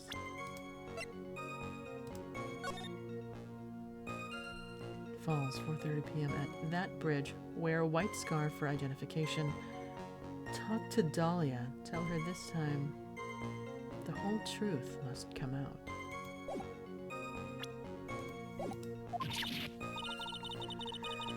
Whose bright idea was it to keep that note from me? It's like the judge is even more sure of his verdict now. Listen up. Never ask a question if you don't already know the answer. It's the detective's fault. He's the one that said unknown person. Hey now, don't make that face at me. I just said it that way because the prosecutor told me to. Was that a trap? With that cute face, I didn't expect him to be so sneaky.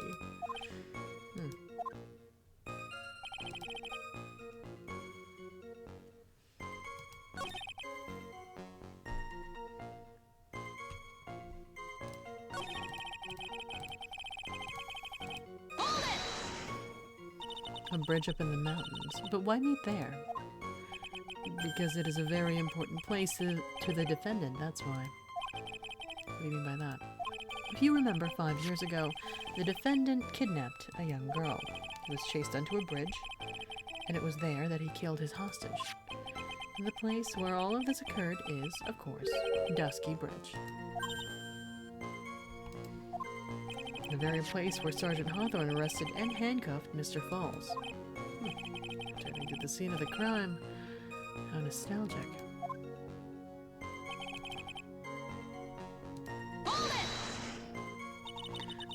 Was the body of the victim discovered right away? Yeah. We were really on the ball. We found the criminal within 1 hour of the murder. Oh, great. You even gotta say, don't move. We've got you surrounded. Wait a second. Isn't there something weird about that? The location was a suspension bridge up in the mountains. So how did they find out about the crime so quickly? Sergeant Hawthorne must have mentioned the phone call to someone else, right? If that's what had happened, then she wouldn't have been killed. She never mentioned the phone call from Mr. Falls, but she left a note on her desk about it. Only I'd noticed it earlier. Maybe she'd still be alive. I wonder why she didn't mention the phone call to anyone.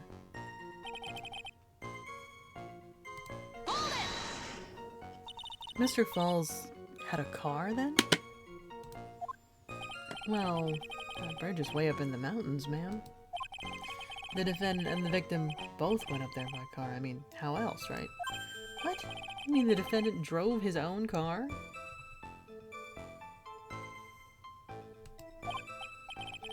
No, of course not. It was stolen. He stole it from a young couple that had been waiting at a red light.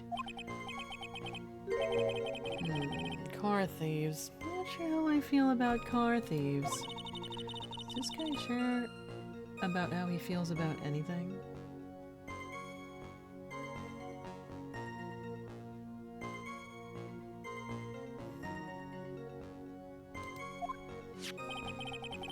This is a photo of the stolen car's trunk.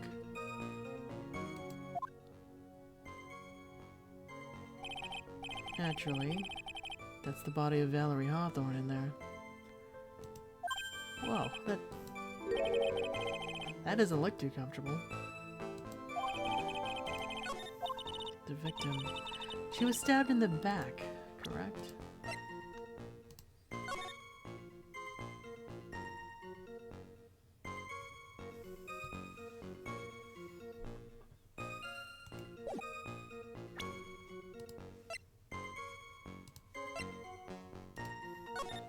What's this about? Oh, just the scale of the distance of things? I guess.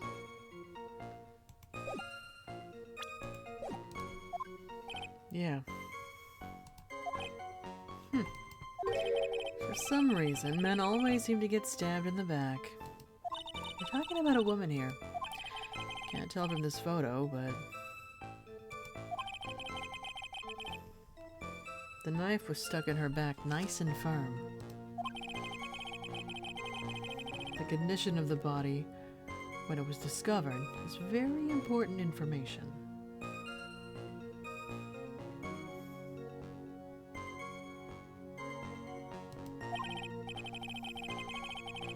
Detective, was there anything strange or noteworthy in the trunk of the car? Here's a photo of the trunk, but I don't see anything strange, do you? Anyway. Mr. Falls was arrested at a police checkpoint we set up at the base of the mountain.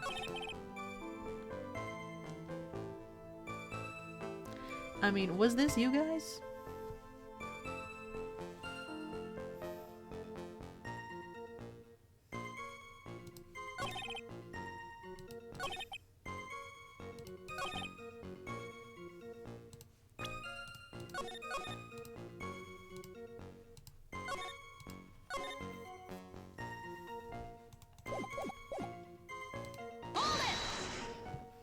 That certainly is some impressive police work.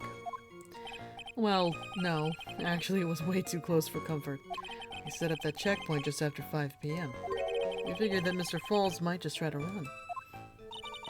What do you mean it was too close for comfort? The two of them arranged to meet at 4:30 p.m. It takes approximately 30 minutes to go from the bridge to the checkpoint. That was kind of close. Any later and Mr. Falls could have slipped right by. Listen up, kitten. There's a big trap waiting for you in that testimony. Trap? Walk into it carelessly and it'll leave more than just a flesh wound. Fun, huh? No, it's not. Well, if you want to have any chance at all, you better get more information. And if you're gonna get caught in a trap, it's best to get caught early. You can always look for contradictions afterwards. The ever-famous contradictions. Sure hope I can find some of those.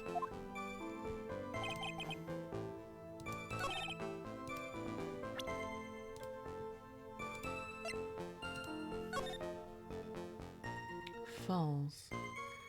4:30 p.m. at that bridge. Wear a white scarf for ID. Talk to Dahlia. Who's Dahlia? Who?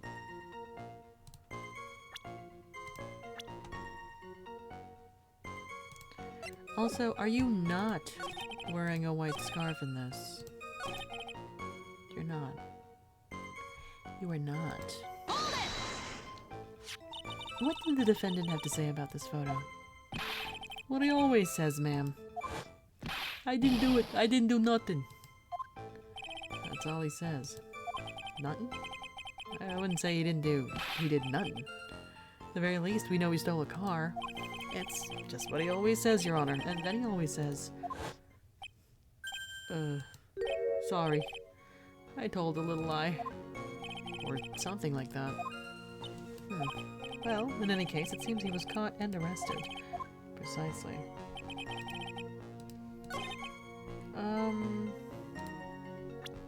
Yeah, where is this scarf? Objection! Witness! What is it? Do you have something to say, Miss Faye? I'm sorry, I totally forgot what I was gonna say. This is the first time I've ever had to actually address someone like that. You should have practiced before coming to court. Honestly, Miss Faye, I'm not sure I like this.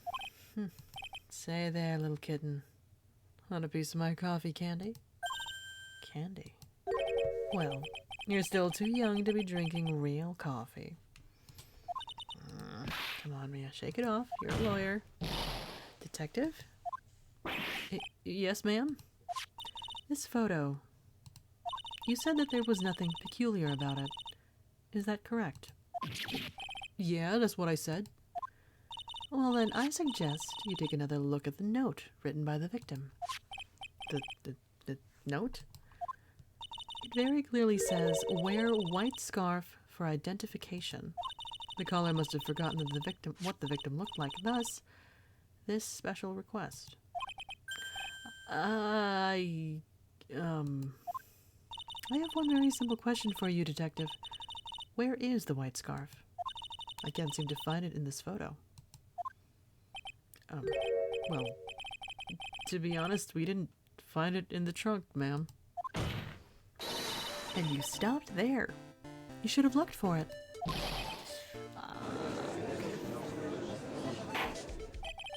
The caller told her to wear it to identify herself, so I'd expect she did just that. Well, Mr. Edgeworth, what do you have to say about this? I see the defense is a little lacking. The scarf you're searching so desperately for. Is it this one, perchance? Where did you find that, sir? On Dusky Bridge. I was there first and decided to conduct my own investigation and take evidence from the crime scene and tell nobody. Well, why? Why didn't you tell me? I made a decision to keep all pieces of evidence in my personal satchel and totally not contaminate them. It's the safest place I know. That hotshot sure has a flair for the dramatic. It's not exactly white, as the caller requested, but as you can see, it's close enough for what it was intended for. Looks like it spent some time in the mud. Not surprising. It was drizzling on the mountain that day. Prosecutor Edgeworth. He was intentionally hiding that scarf the whole time. The court will accept the scarf into evidence.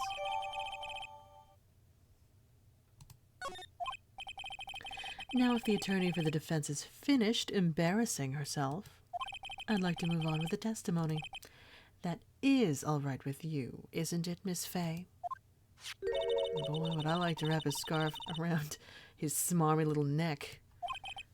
Very good. Now, if we're done with this mud-covered scarf business, the prosecution moves to establish conclusively and with hard evidence that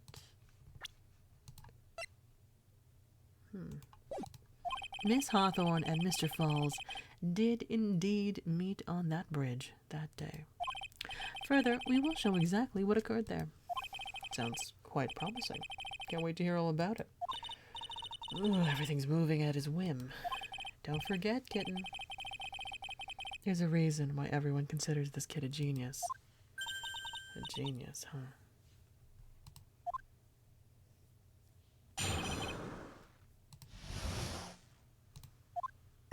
Actually, there's an eyewitness who was there when the incident took place.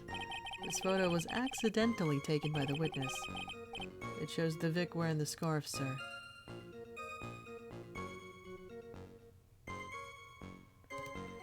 What? She's also wearing a hat.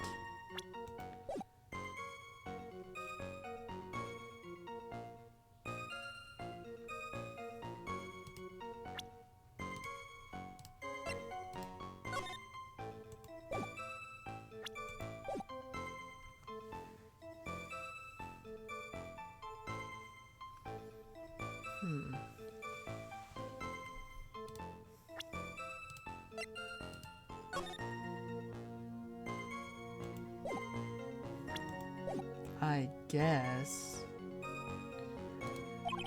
It was drizzling that day. Unfortunately, it's a little hard to see what's going on. Anyway, the criminal shoved the victim down from behind and stabbed her in the back. It must have been when the scarf fell off. Looking at this photo, I really get the sense that this bridge is very high up.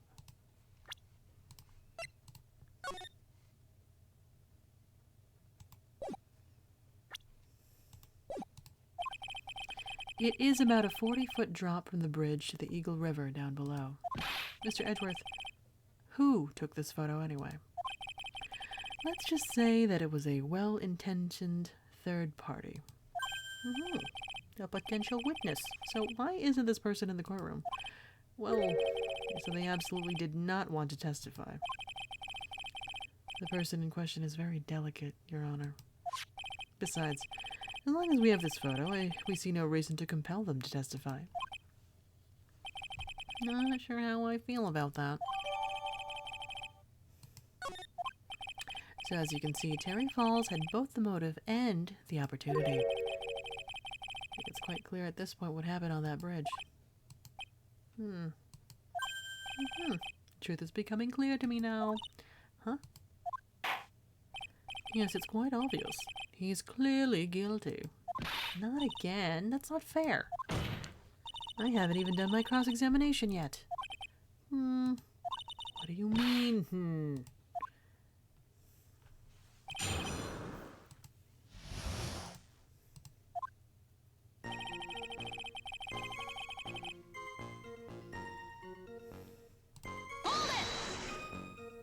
Who is this eyewitness? She's a college student. A female college student. That's right. Meaning she's female and a college student, ma'am. Doesn't do well in front of other people, so I came to testify for her. Maybe so, but as the attorney for the defense, I have the right to cross-examine her. I can't make her testify. For the time being, we're not relying on the witness's statements, that is all. What is that supposed to mean? The prosecution has other, more decisive evidence. Our case doesn't rest on the vague testimony of a female college student. Female college student, eh? It means she's female and a college student, sir. If you absolutely must hear her testimony, you'll have to give us a good reason why.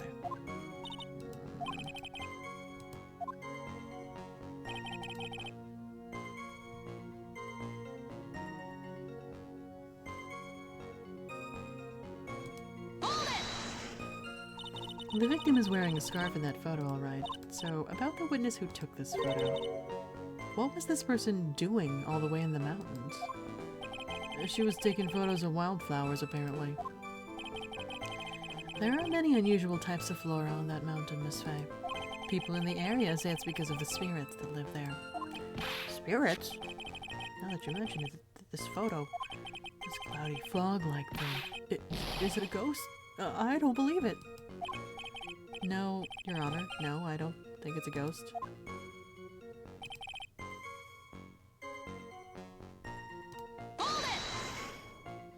Drizzling, huh? That's right. A light rain coming down. The whole place was dreary. But not as dreary as the mood that's in this courtroom right now. Looks like a cold front just moved in. In any case, the point is, the area was quite damp. There was even some fog.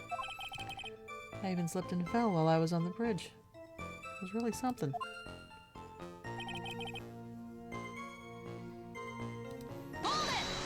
Where's the murder weapon? Is that part of the witness's testimony as well? Where is the murder weapon? Of course it is. He pushed the victim hard in the back and she fell down right on her stomach.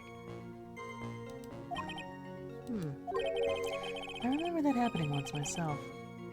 It was really brutal. Are you talking about seeing someone get pushed, or were you the one getting pushed? Or does it mean that you pushed someone down like that once? With his mind-boggling tales and the way he said brutal, I wonder if he's Canadian. Huh. Save your nasty look for the right person. Huh? Take a look. Poor baby. The court record seems to have wet itself. Hey, watch where you spill your coffee. The court record, huh?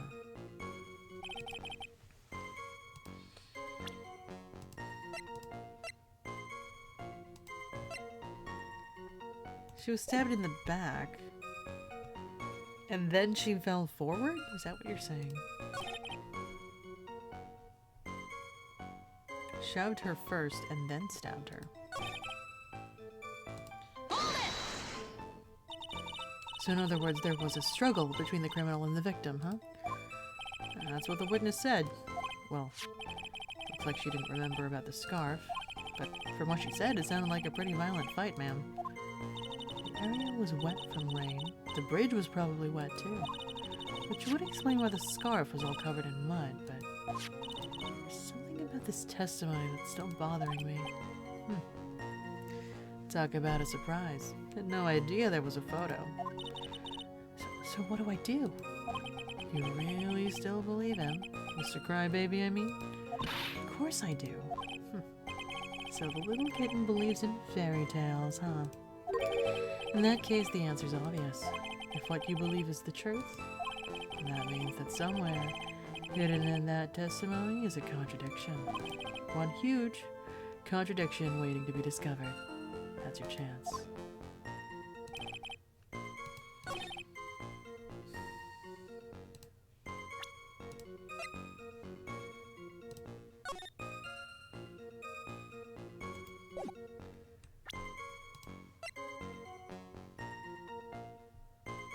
They're facing each other.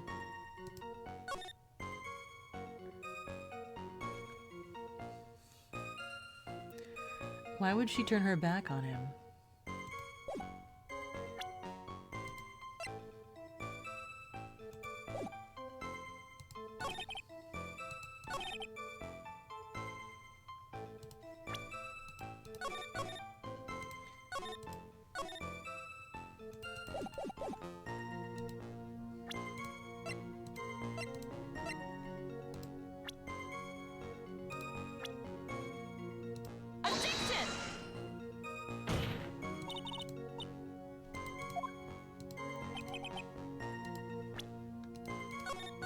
Meow.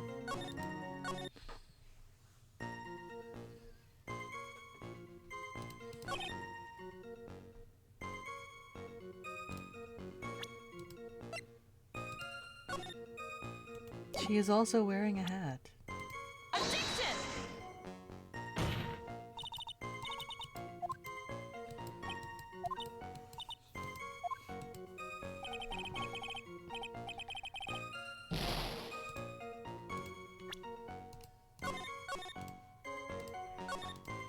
I mean, there is another thing. Just note. Talk to Dahlia.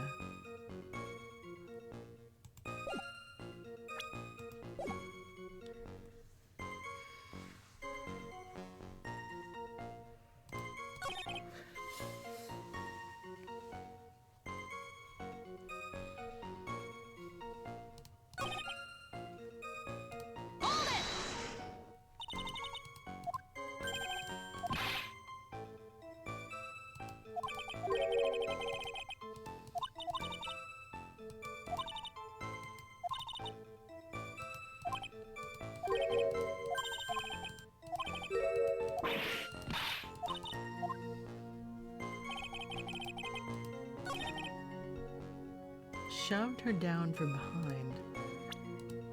They are clearly facing each other.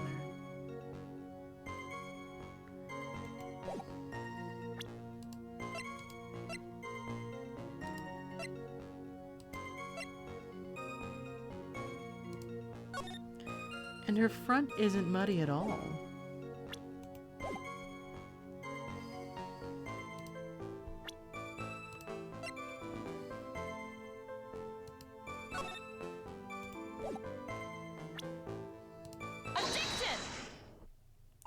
So at the time of the crime, there was a light drizzle coming down, correct? Yeah, and fog too. Just a generally soggy atmosphere. Well, I have evidence that doesn't go with the soggy atmosphere. This is a photo of the victim's body that was found in the car trunk. Considering the conditions at the scene of the crime, something isn't right. Well, by all means, please enlighten us. What is this about this photo that doesn't fit with the conditions that day?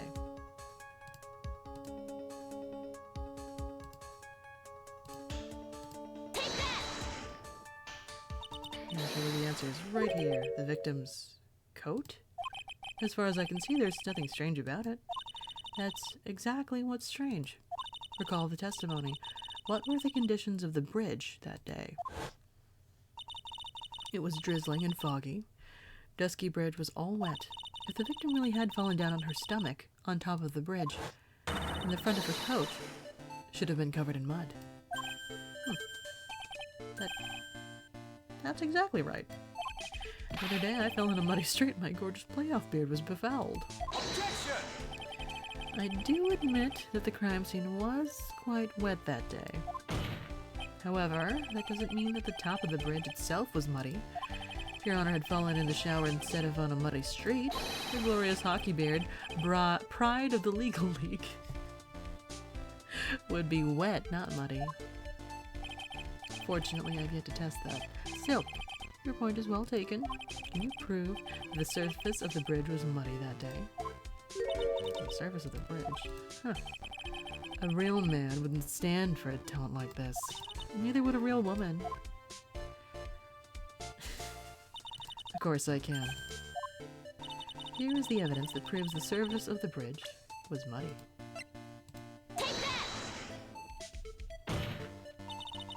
The evidence is this scarf. It should be obvious. If the scarf fell onto the bridge and got this muddy, it means that the bridge was obviously covered in mud. No, I can't be outwitted by this novice bimbo. Hey, same to you, buddy. Miss Faye's assertion makes perfect sense to me. Objection! I do admit that there appears to be a contradiction between the condition of the victim's coat and her scarf. However, the real question is, why is there a contradiction? Huh? For every contradiction, there exists an explanation. Look at what the explanation in this case may be, shall we? All right. So, like, he's really giving me a choice here. You're doing pretty well for a little kitten. Mr. Armando. No matter what he says, a contradiction always comes down to a lie. It's either the victim discovered in the trunk, the witness's photo showing the defendant and the victim, or the witness's testimony that stated she saw the moment of the murder. Just relax and think it over. It's pretty simple, isn't it? The false evidence. It's one of those three. What you said just now, I'm not sure I like that. That wasn't me, Your Honor. It was the coffee aficionado over here that said it. This court is not in the habit of accepting false evidence, you know. Blame it on him, Your Honor. He's the one trying to slip false evidence into court. But we won't let him. We'll expose his evidence as the flimsy scam it really is. Yes. The false evidence in this case is that the body was real.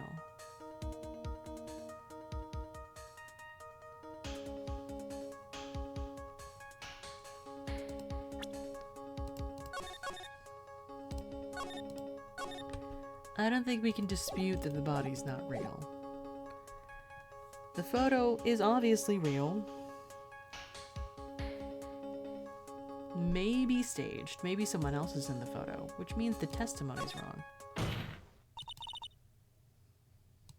The witness, that's suspicious. During his earlier testimony, the detective pointed out a crucial fact. The criminal shoved the victim down from behind and stabbed her in the back. Now, is that testimony exactly what the witness claims to have seen? Yeah, that's what the witness told us. That testimony is filled with holes. After all, the victim's coat isn't dirty at all. That's true. It's not just true, it's the truth. There was a truly decisive witness in this case. I'm certain that boy Wonder over there would have called them in the first place. Your Honor, the defense requests to cross-examine the eyewitness. The testimony presented so far is not only vague, but contradictory as well.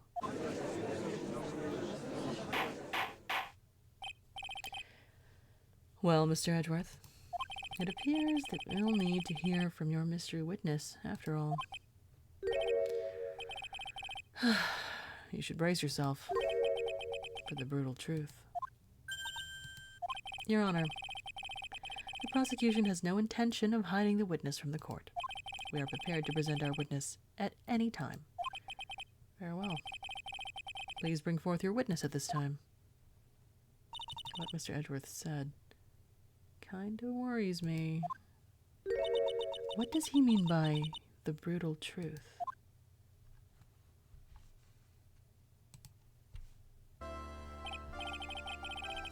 Womp womp. Now let's proceed with the testimony. Mr. Edgeworth, please go right ahead. Thank you, Your Honor. The prosecution summons the woman who saw the events that day with her very own eyes. This is it, Mia. The battle begins here. Witness, what is your name and occupation? Right. I remember you. Dahlia. Everyone is so silent that I can hear their hearts going pitter-patter. Oh. When I look at you, how can I put it? You look as scrumptious as a double-double and a dozen donut holes. As a double-double? You look like you would kill me. But what a way to go. I feel like I want to hurry up and hand down a verdict just to have a bite. Hey, not so fast. As I said before, this witness is very sensitive and delicate. I would ask the court to please exercise care when addressing her. Yes, indeed.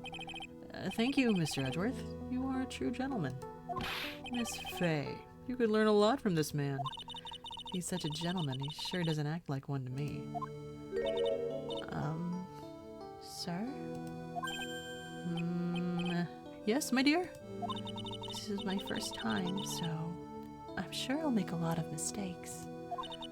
Anyway, I just wanted to say I'm sorry for all the trouble I might cause. Not at all. It's no trouble at all.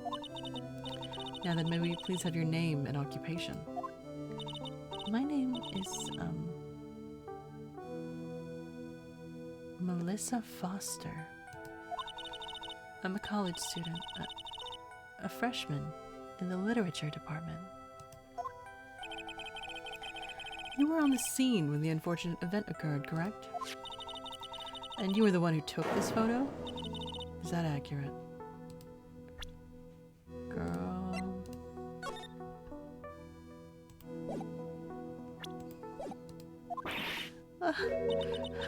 How can you be so mean? Now see here, what are you doing shoving that in her face like that? Huh? But it's just a photograph. It's not like it's something dangerous.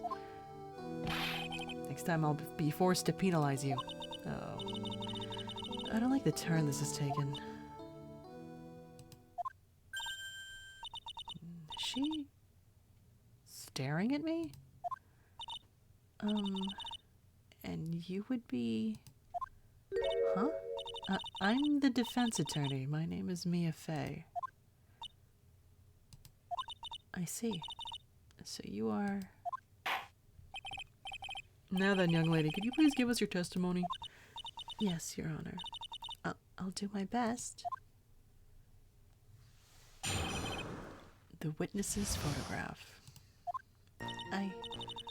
I was using my camera to take some pictures of wildflowers.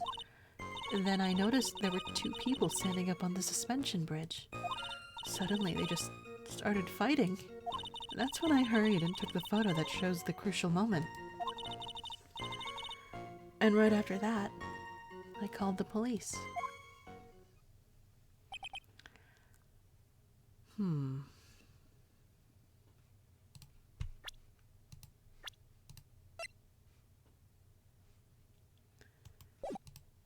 By the way, where were you standing when the incident occurred?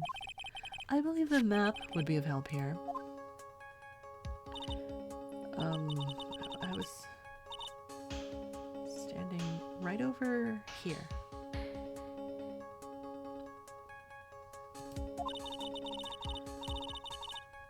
I was standing in a beautiful field surrounded by tall cliffs. So you took the photo from that location, eh? I brought the camera I was using at the time, just like Mr. Edgeworth asked me to. Oh, what a cute camera. Just like its owner. Alright then, Miss Fey. Time for your cross-examination, but I warn you, make the witness cry again, you'll feel the wrath of my gavel. Oh boy.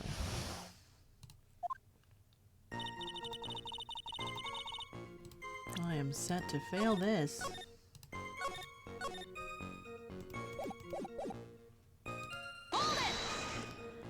Did you say wildflowers? Yes, the mountain is famous for its beautiful spring wildflowers. But it's only February. Well, I couldn't wait for spring to come. Well, I know just how you feel. Just like when I first started growing this glorious beard of mine. I just couldn't wait, so I wore a dyed blonde Santa beard. Until mine grew in properly. Would you mind if we got back to the facts of the case, Your Honor?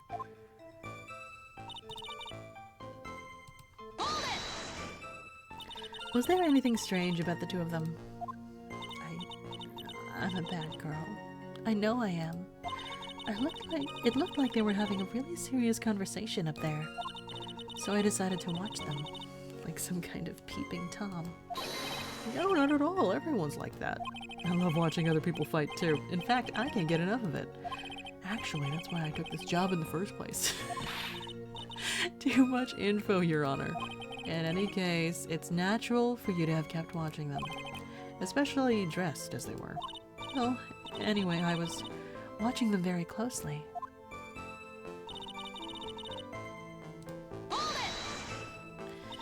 Do you have any idea what they were fighting about? No, I have no idea. Why do you ask that? Oh, I just thought that maybe you overheard what they said.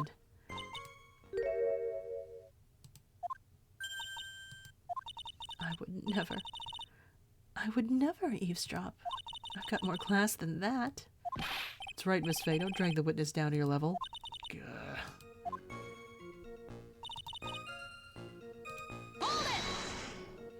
Why did you take a photo? Well, the two of them were really going at it. Ever since I was a little girl, I always wanted to be a news reporter. I guess that part of me just kind of took over. Smells like a lie.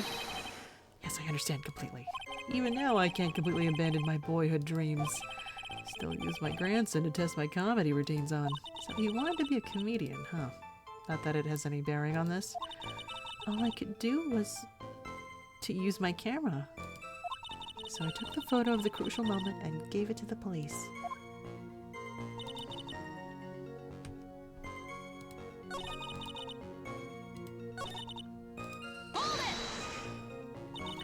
You called the police? Yes, because it took me It looked to me like the murderer was going to try to escape. We were already moving before the call even came in. Thanks to the victim's note, we had already started our operation. That was certainly tough luck for the criminal, eh? If Terry Falls isn't the criminal, then there must be something strange in that girl's testimony. Careful, kitten.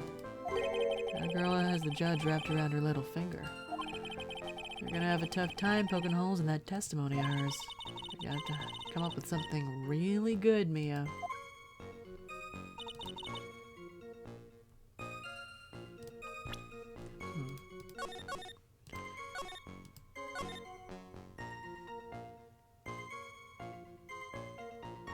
How did he push her down from behind?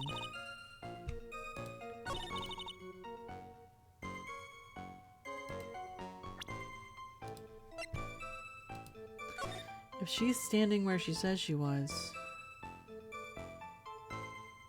the only way off the bridge was to the left.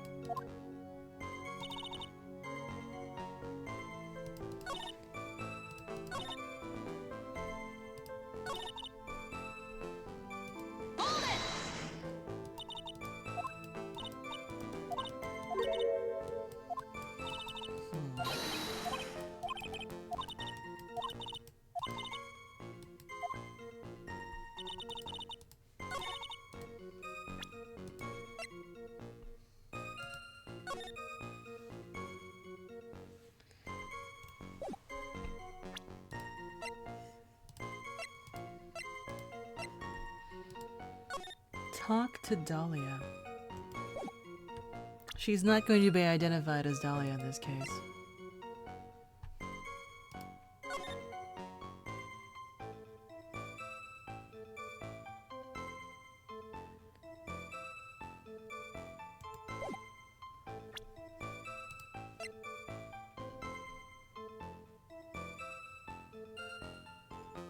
If anything, this would be the crucial moment, like her actually getting stabbed.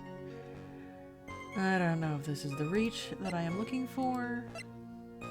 Objection! Fine.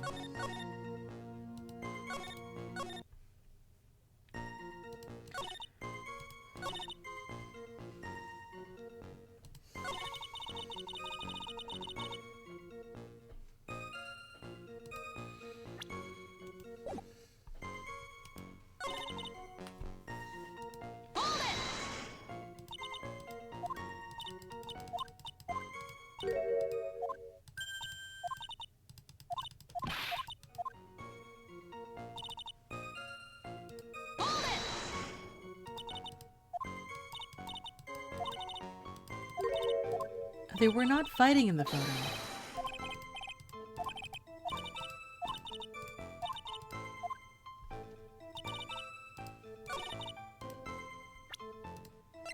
Objection!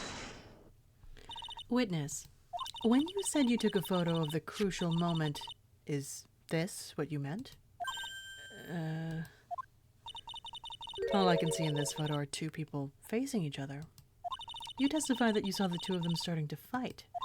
Normally, that's the kind of thing that we would refer to as a crucial moment. Why haven't you presented a photo like that? Thank you, money, money. I drink water.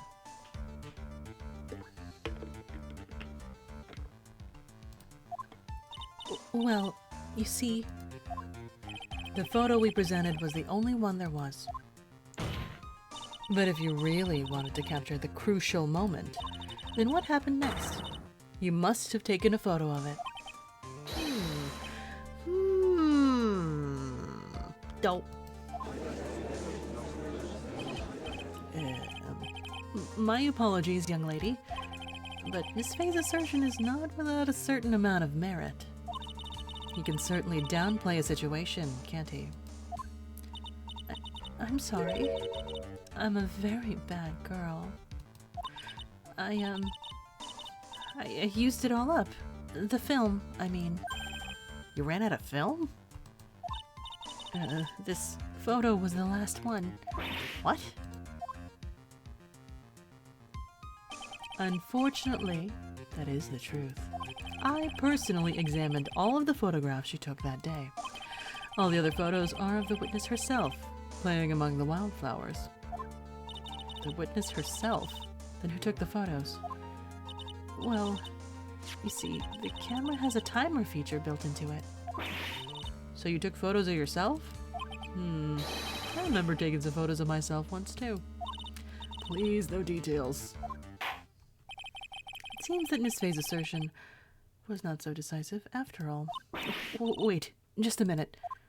Well, if she had no film left, she couldn't very well take more pictures, eh?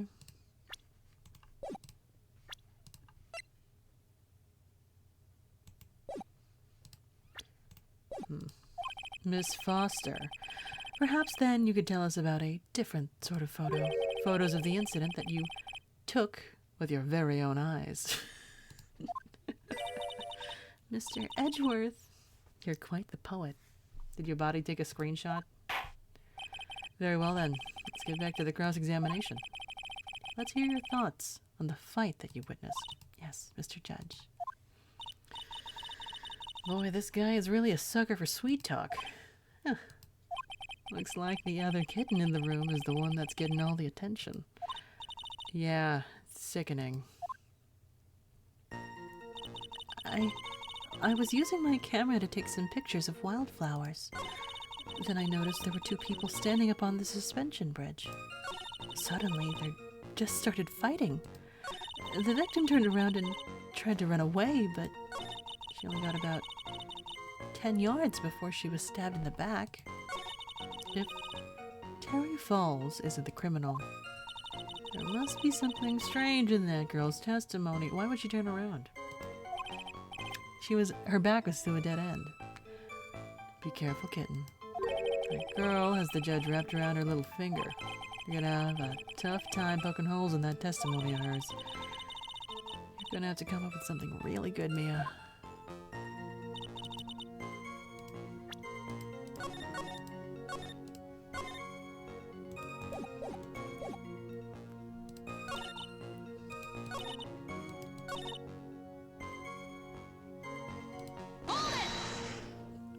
The victim, why do you think she tried to run away?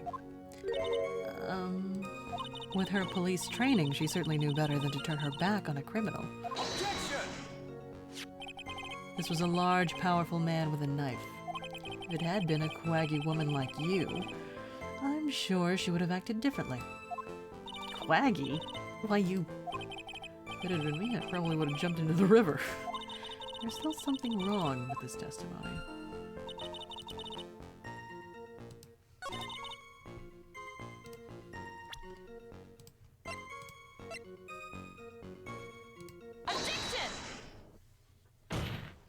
Witness, your testimony's a joke. Huh? What? But I just...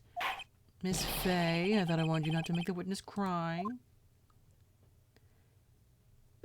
One short testimony and two bad contradictions. There's no possible excuse. You say there were two contradictions? It's simple. Just take a look at the diagram of the area. According to her testimony, the two of them were in the middle of the bridge. But if they were, and the victim had turned around and tried to run, well then, she would have hit a dead end. You said 10 yards, but she couldn't have even ran 5, because Dusky Bridge is collapsed on that side.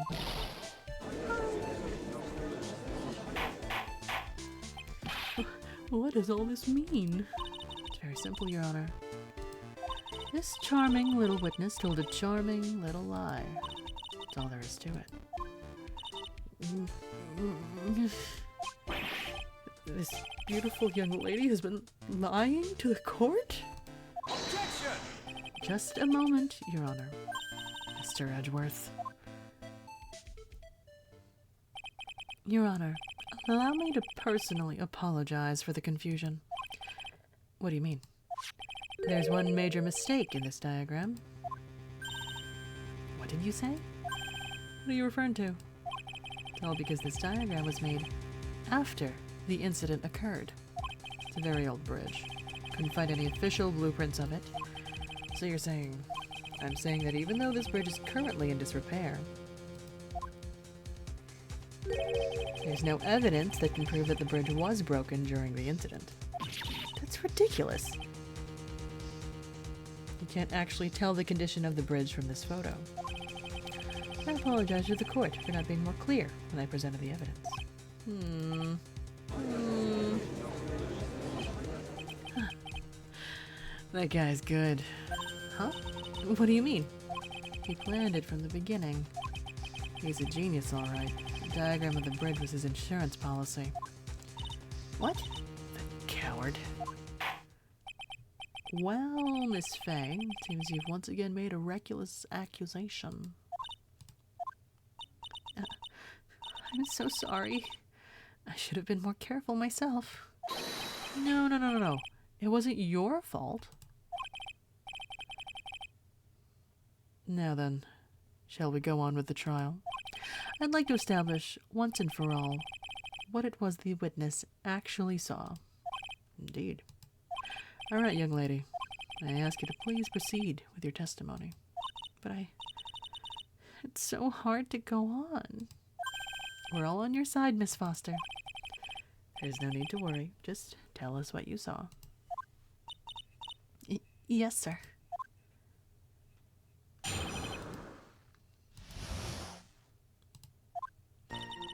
After he stabbed her in the back, he quickly picked her up in his arms, and he carried her over to the car. I suppose that was the only way he could make sure the body stayed hidden. He couldn't just leave the body on top of the bridge. Oh, I'm sorry. I'm only supposed to talk about what I saw. Witnessing such violence must have been difficult. Yes, sir. I'm still shaken up. If he accepts this testimony as it is, we're finished. Don't say that. Oh, well. Maybe I'll stop off at my favorite cafe on the way home. They make a really great mocha latte. This trial isn't over yet. That's what I like to hear. All right, Miss Fay. Cross-examine if you please. Contradiction staring you right in the face, may I go on the attack.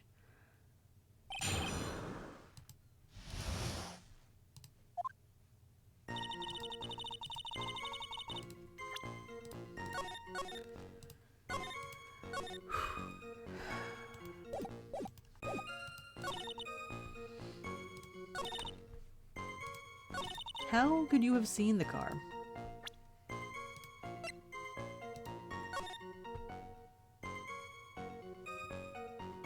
Cliff. You were here? How did you see the car? Objection! Nope. Fine.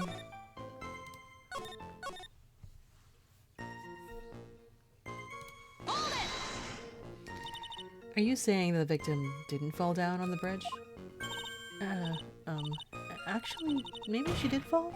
Of course she didn't fall down on the bridge. If she had fallen down, this photo wouldn't make any sense.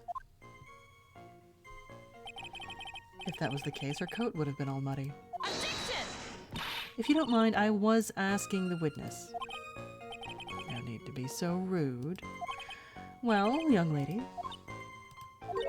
Of course she didn't fall down. The man in the prison uniform grabbed her before she could. Or one step too slow. And then, what did the defendant do after that? Hold it! You personally witnessed that? Yes. Did anything strange happen when he did that? Well, I don't know if you'd call it strange or not, but that's when the victim's scarf fell off. You mean this scarf? Her words match what we found at the scene. I don't see any problem. I don't know where the hat is, though. Hold it! You mean the defendant carried the body all by himself? Yes. Considering the size of the defendant, I don't think it would be difficult. Yes, but let's remember they were on a narrow bridge that was ready to collapse. Is it even possible for him to have carried a dead body on a bridge like that? Objection! Well, the fact of the matter is that he did. That kind of talk is just silly. Well, why did he get so emotional all of a sudden? Miss Faye, if you think there's some other possibility, please share it with the rest of us. Hold it! Why'd he say that? It's already a broken down bridge hidden away in the mountains. Doing anything more to hide the corpse would be going overboard, wouldn't it? Yes, but the mountain is famous among hikers. A surprising number of people go up there. But it's February, right? And it's raining. It was raining that day. There's also a small temple and a channeling dojo there. You know, those monks. They just love cold, isolated places. I think the witness is trying to say that the corpse could have been found at any time. Besides, the witness is merely reporting what she witnessed with her own eyes.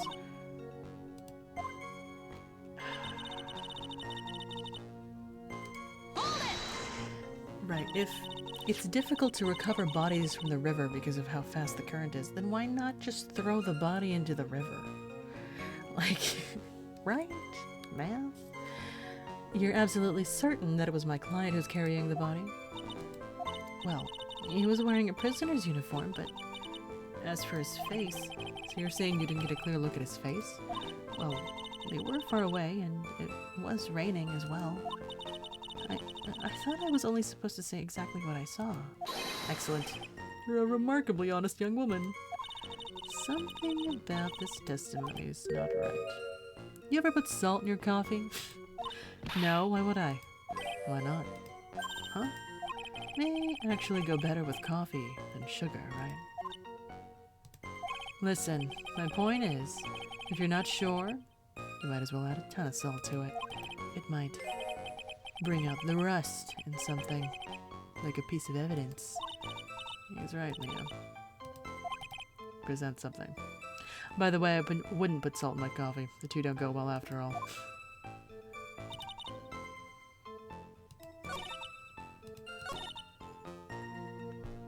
It's not the only way. Is that the math here? That is not the only way this could have stayed hidden.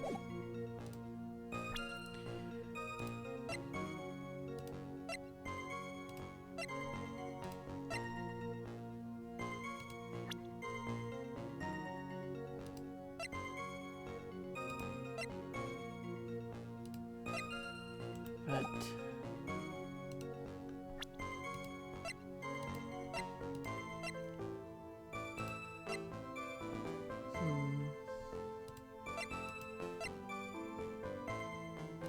also that he was found immediately. Objection! A killer not wanting his victim to be found. I can understand that. However, the idea of moving the body for that purpose is clearly odd. There was a much easier way to make sure the body wasn't found. Well, what is it? Take another look at the map of the area, and you'll see how. There's a river right below the bridge. Earlier, Mr. Edgeworth pointed out something interesting about the river. For those who are not aware, Eagle River is well known for its powerful current. Most bodies that fall in are never recovered. In the kidnapping case 5 years ago, the victim's body was carried away and never found. If 10 murders were to occur at the same spot above the Eagle River, you can bet your boots that every other killer would have tossed the body in the water. Order, order, order. I'm not sure if I care for the way you put that, Miss Fay, but I must admit it does seem odd not to have thrown the body into the river. Ooh. Well, Mr. Edgeworth.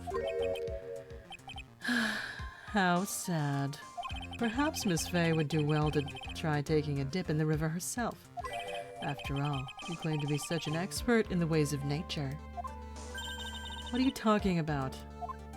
My point is that no matter how odd you may find the killer's method of body disposal, the fact is that this is what the killer did. None of your arguments have anything to do with what the witness saw. Quite true. Miss Fay, it seems that your assertion is without merit after all. Objection! What the witness claims to have seen is totally ridiculous. Objection! Surely you can't deny that the body was found in the trunk of the car. That's certainly consistent with what the witness has told us. Ugh. Please, witness, go on with your testimony. I'll try. All you have to do is tell us only what you saw. Otherwise, the mean lady might yell at you again. Who is he talking about? All right. I'll do my best.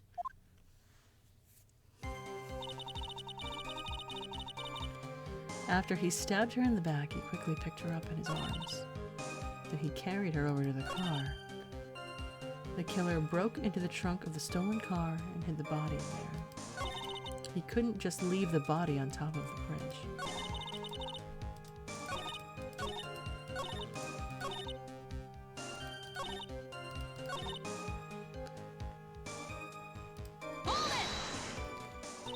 What did the man do then?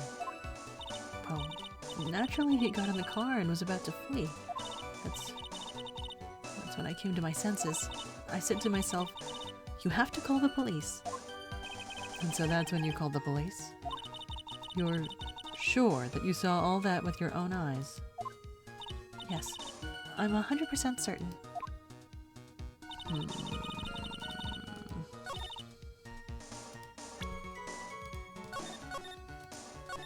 How did you see that?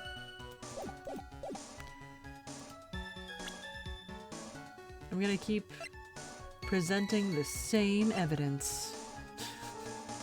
Objection! Well, Miss Foster, looks like you've done it this time. Done what?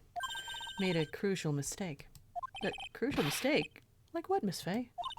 The killer broke into the trunk of the stolen car and hid the body in there. You're saying you saw that, right? With your very own eyes? Yes? And? It's simple, Miss Foster. Take a look at the diagram. The place you claim to have taken the photo from that day is here. Do you see what I mean? Even if you tried to see the car, this outcropping of rock is directly in the way. That's right, Miss Foster. From where you're standing, you could not have possibly seen the killer's car. Objection! I admit that the diagram shows a large outcropping of rock. However, it isn't so tall that it would stop her from seeing the car. That's right. It's not high at all. I was able to see his car just fine. I'm so sorry, but that just doesn't wash. I believe it was the witness who presented this evidence to the court, yes? This is the location that the photo was taken from. Your own photo tells the whole story. You can clearly see the left side of the bridge. But the outcropping that is being referred to is really more like a cliff. Your view should have been completely cut off by this cliff. But still you claim to have been able to see the killer's car. No! Order in the court? What is the meaning of all this ballyhoo? Objection! Your Honor, don't jump to any hasty conclusions. The fact that the escapee fled in a stolen car was reported on the news. After witnessing a murder, I'm sure you can appreciate that the witness was very upset. She must have heard about the stolen car and convinced herself that she saw it. Objection! But she was repeatedly warned before starting her testimony. She was told to testify only about what she saw with her own eyes. Oh. Mr. Judge? What is it? I think I must have remembered things wrong. Hold it! Hey, wait a minute. You can't just say that. Objection! Miss Fay, no one on the face of the planet is perfect. Yes, indeed. Quite true. You know, they say, to err is human, to forgive divine. I'm inclined to give the benefit of the doubt to our witness here. What? That's not fair. Save the tears for later, kitten. Mr. Armando, don't look back until the trial's over. Now's the time to go forward. But that wasn't fair. Okay, kitten. You need to relax. Then you need to remember the other kitten's testimony. The killer broke into the trunk of the car and hid the body in there. So tell me, how did she know that? How did she know that he broke into the trunk? Uh-huh. Well, Miss Foster, until you can explain how you knew that, you're gonna have a lot of very suspicious people on this side of the courtroom. Well, witness? Well, I'm certain that he broke into the trunk because there were marks left on the trunk lid. I'm certain they were scratch marks from when he broke into it. What? Let me see that photo. It's true. These certainly look like scratch marks around the keyhole. It's obvious that this trunk has been broken open. Well, Miss Fay, are you satisfied? The judge is on her side. Can't make any mistakes here. As she just said, is there a contradiction in there somewhere?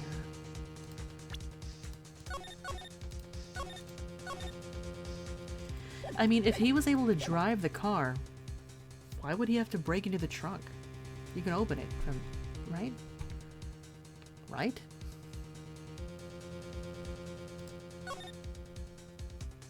Melissa Foster, it looks like you finally betrayed yourself.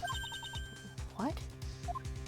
You said you were in a field taking photos of wildflowers, but even so, you knew about the scratches. The question is when? When did you get a chance to see those scratches?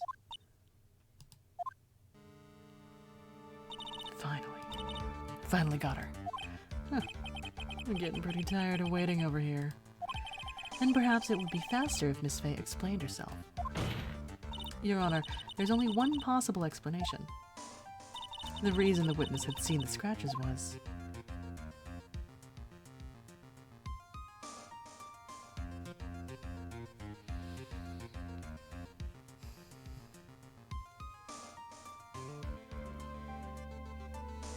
Ooh.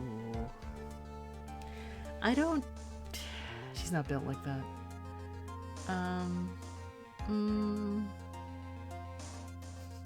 Think she owns the car?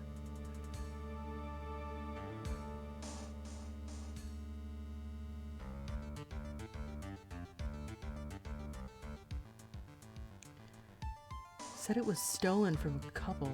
This was 5 years ago.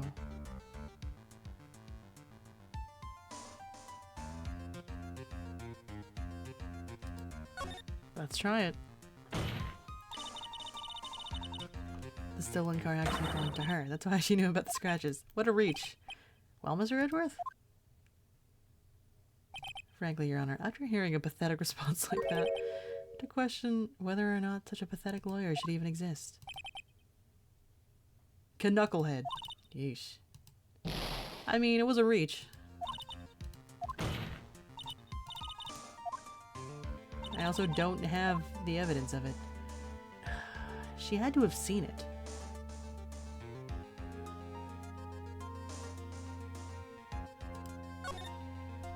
The idea that she put it in the corpse herself. She happened to be passing by the area where the car was parked. Well, Mr. Edgeworth? Yeah, no.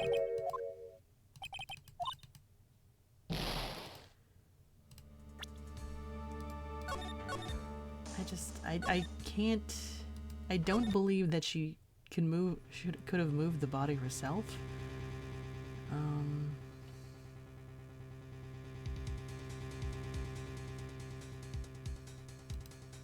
But what happens if I pick it?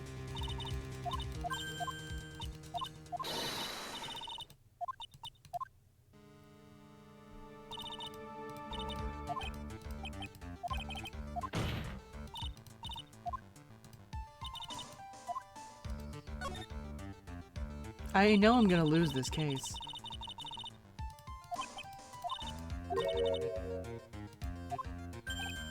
The person who really hid the body in the trunk of that car was Melissa Foster. It was you that did it, wasn't it?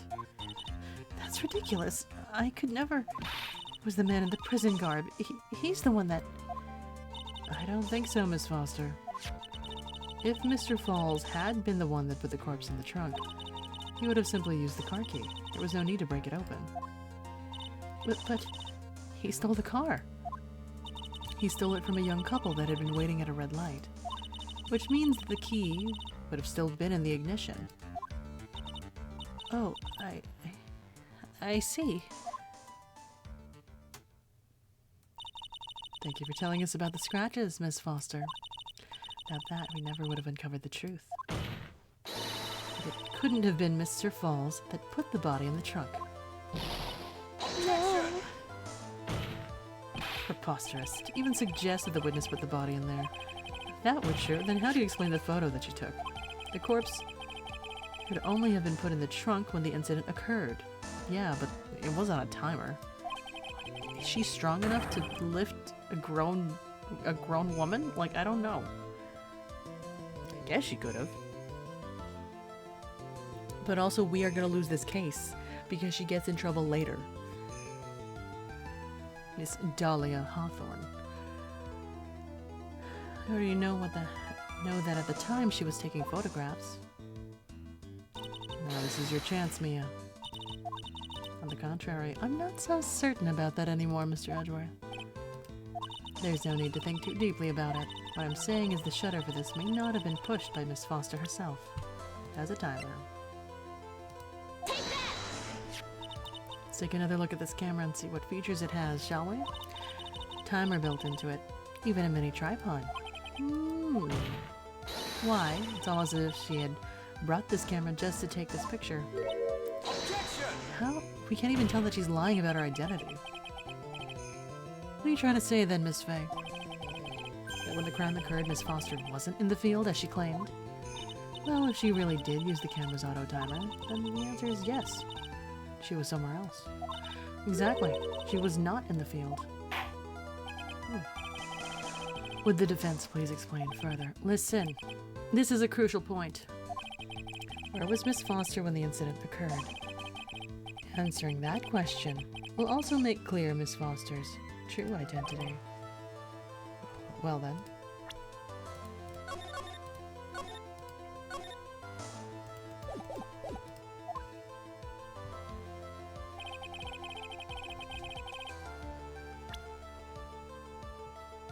She had to have been here.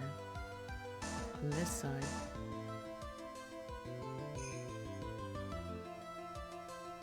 But she also would have been hidden.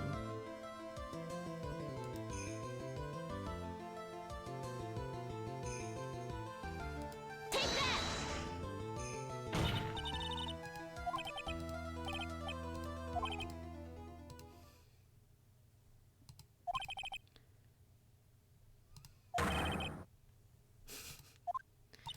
Oh, don't worry, the drift was certainly caught.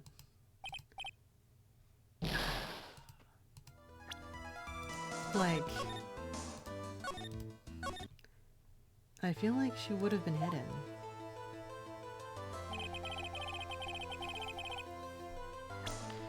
And she had to have been on...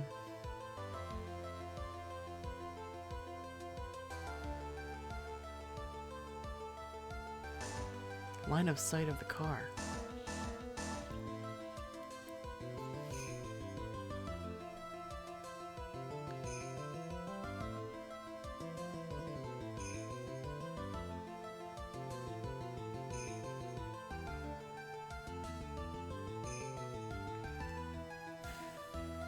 Did the defendant see her?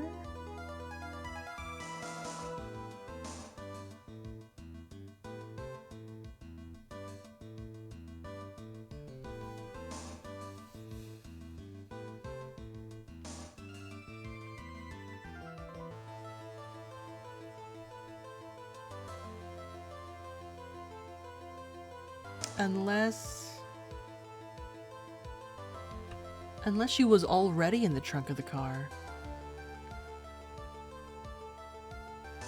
And she was impersonating her.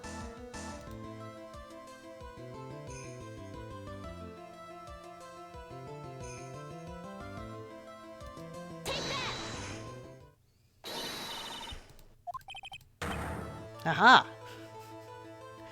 Oh, right. Your last name is Hawthorne. That's your sister. That's where the victim, Miss Hawthorne, was standing. Order, order, order, Miss Fay. What on earth? Your Honor, if I may. After parting with the victim on the bridge, the defendant fled by car. This would mean that there was no time to put the victim in the trunk. In other words, if someone put the body in the trunk, it could only have been before the defendant met the victim. Objection! How asinine. Of course Mr. Falls met with the victim. The only person with the opportunity to have put the victim in the trunk is the same man that killed her, Terry Falls. Objection! You still don't understand, do you, Mr. Edgeworth? By the time the witness's photo was taken, the victim was already dead. The person in the photo was not Valerie Hawthorne. Objection! What? I've never heard of anything more ridiculous in my entire life. Just who exactly is the victim in this photo? That's Dahlia. That's her. It's obvious. It's your own witness. Did no one ID check this lady? What? It's the only possible explanation. The woman that Mr. Falls met on that bridge that day was not Valerie Hawthorne. It was you, Melissa Foster. Did no one check you? Me? Let's remember that it was raining and foggy on the mountain that day. Mr. Falls himself believed that the woman in front of him was Valerie Hawthorne. Objection! But the defendant knew Valerie Hawthorne very well. After all, she was the woman whose testimony helped get him convicted. Objection! But since then, my client has spent 5 hard years in a federal penitentiary. They couldn't remember exactly what she looked like anymore. Just making this up as you go along. Where's your proof? Got it all right here. This piece of evidence will blow this case wide open. At the time of the incident, Mr. Falls had forgotten what Valerie Hawthorne looked like. Take that! Mr. Falls had forgotten the victim's face. That's why he needed some piece of identification. Namely, the muddy scarf. It was Mr. Falls who requested that she wear this scarf to identify herself. That's already been proven by the note the victim left. In other words, as long as you were wearing a scarf like he asked, anyone could have pretended to be Valerie Hawthorne. Well, what do you have to say to that, Melissa Foster? We can't, at this time, we can't prove that she's Dahlia Hawthorne. No.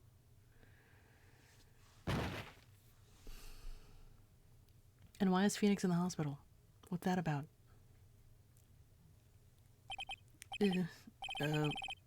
Where's Miss Foster? She's collecting herself in the lobby. It's obvious that Melissa Foster did it. She hid the body in the trunk and disguised herself as the victim, but why kill your sister?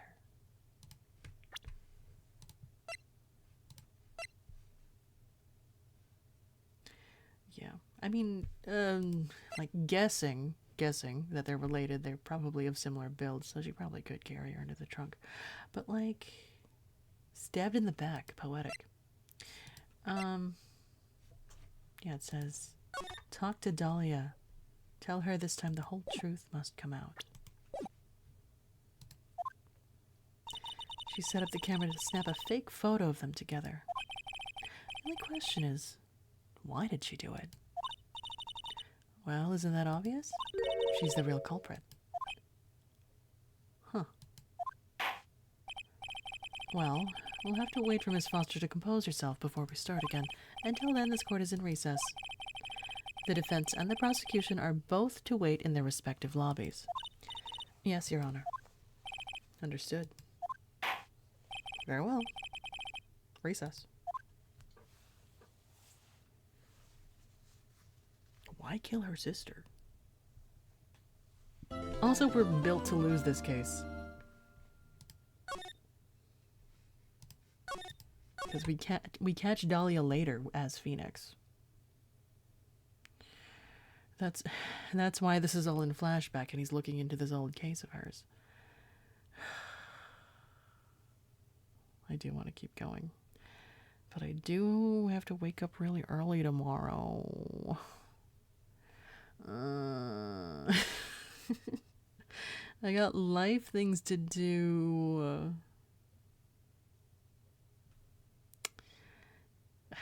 The responsible choice would be to go to bed. It would. I should be responsible and go to bed and wake up at ass o'clock in the morning.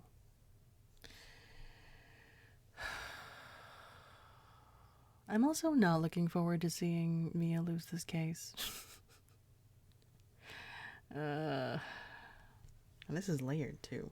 Probably gonna play through all of Mia's case, but I don't know if what, this is episode 4?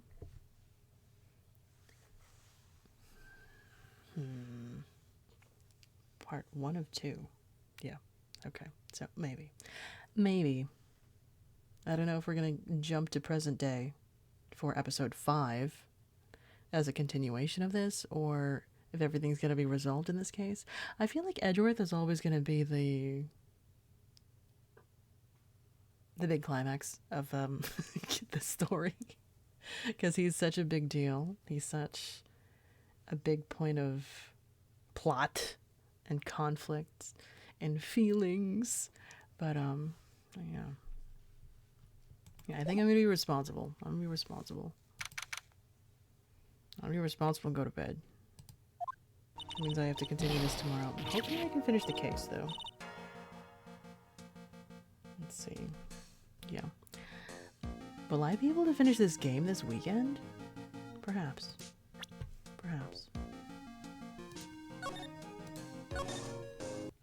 And if I do finish this game this weekend, that means I'll probably start a long haul RPG after this. Yeah.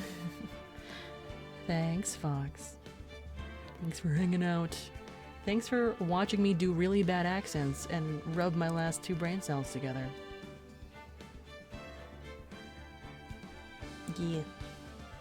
I hope y'all have a good day, good night, wherever you are. Thank you for hanging out. Oh, y'all mirrors. Thanks for streaming. You like my voices? Thank you. I don't know if I like my voices, bro. I feel like they're not very bien. I feel like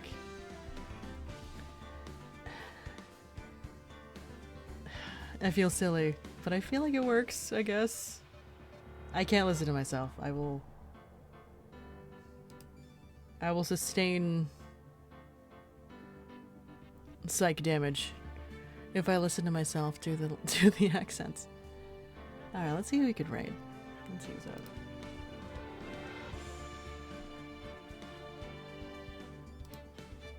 Hi, Wolf. I'm going to bed early.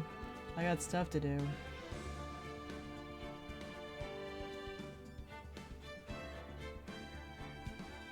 I got stuff to do early in the morning, so I'm gonna raid somebody. Let's see. Shady's up. Sure. Go say hi. I hope you all have a good day, good night, wherever you are. Bye bye. Thank you. Good night. Thank you. Bye bye. I'm gonna be responsible and go to bed early. Good night. Thank you. Good night.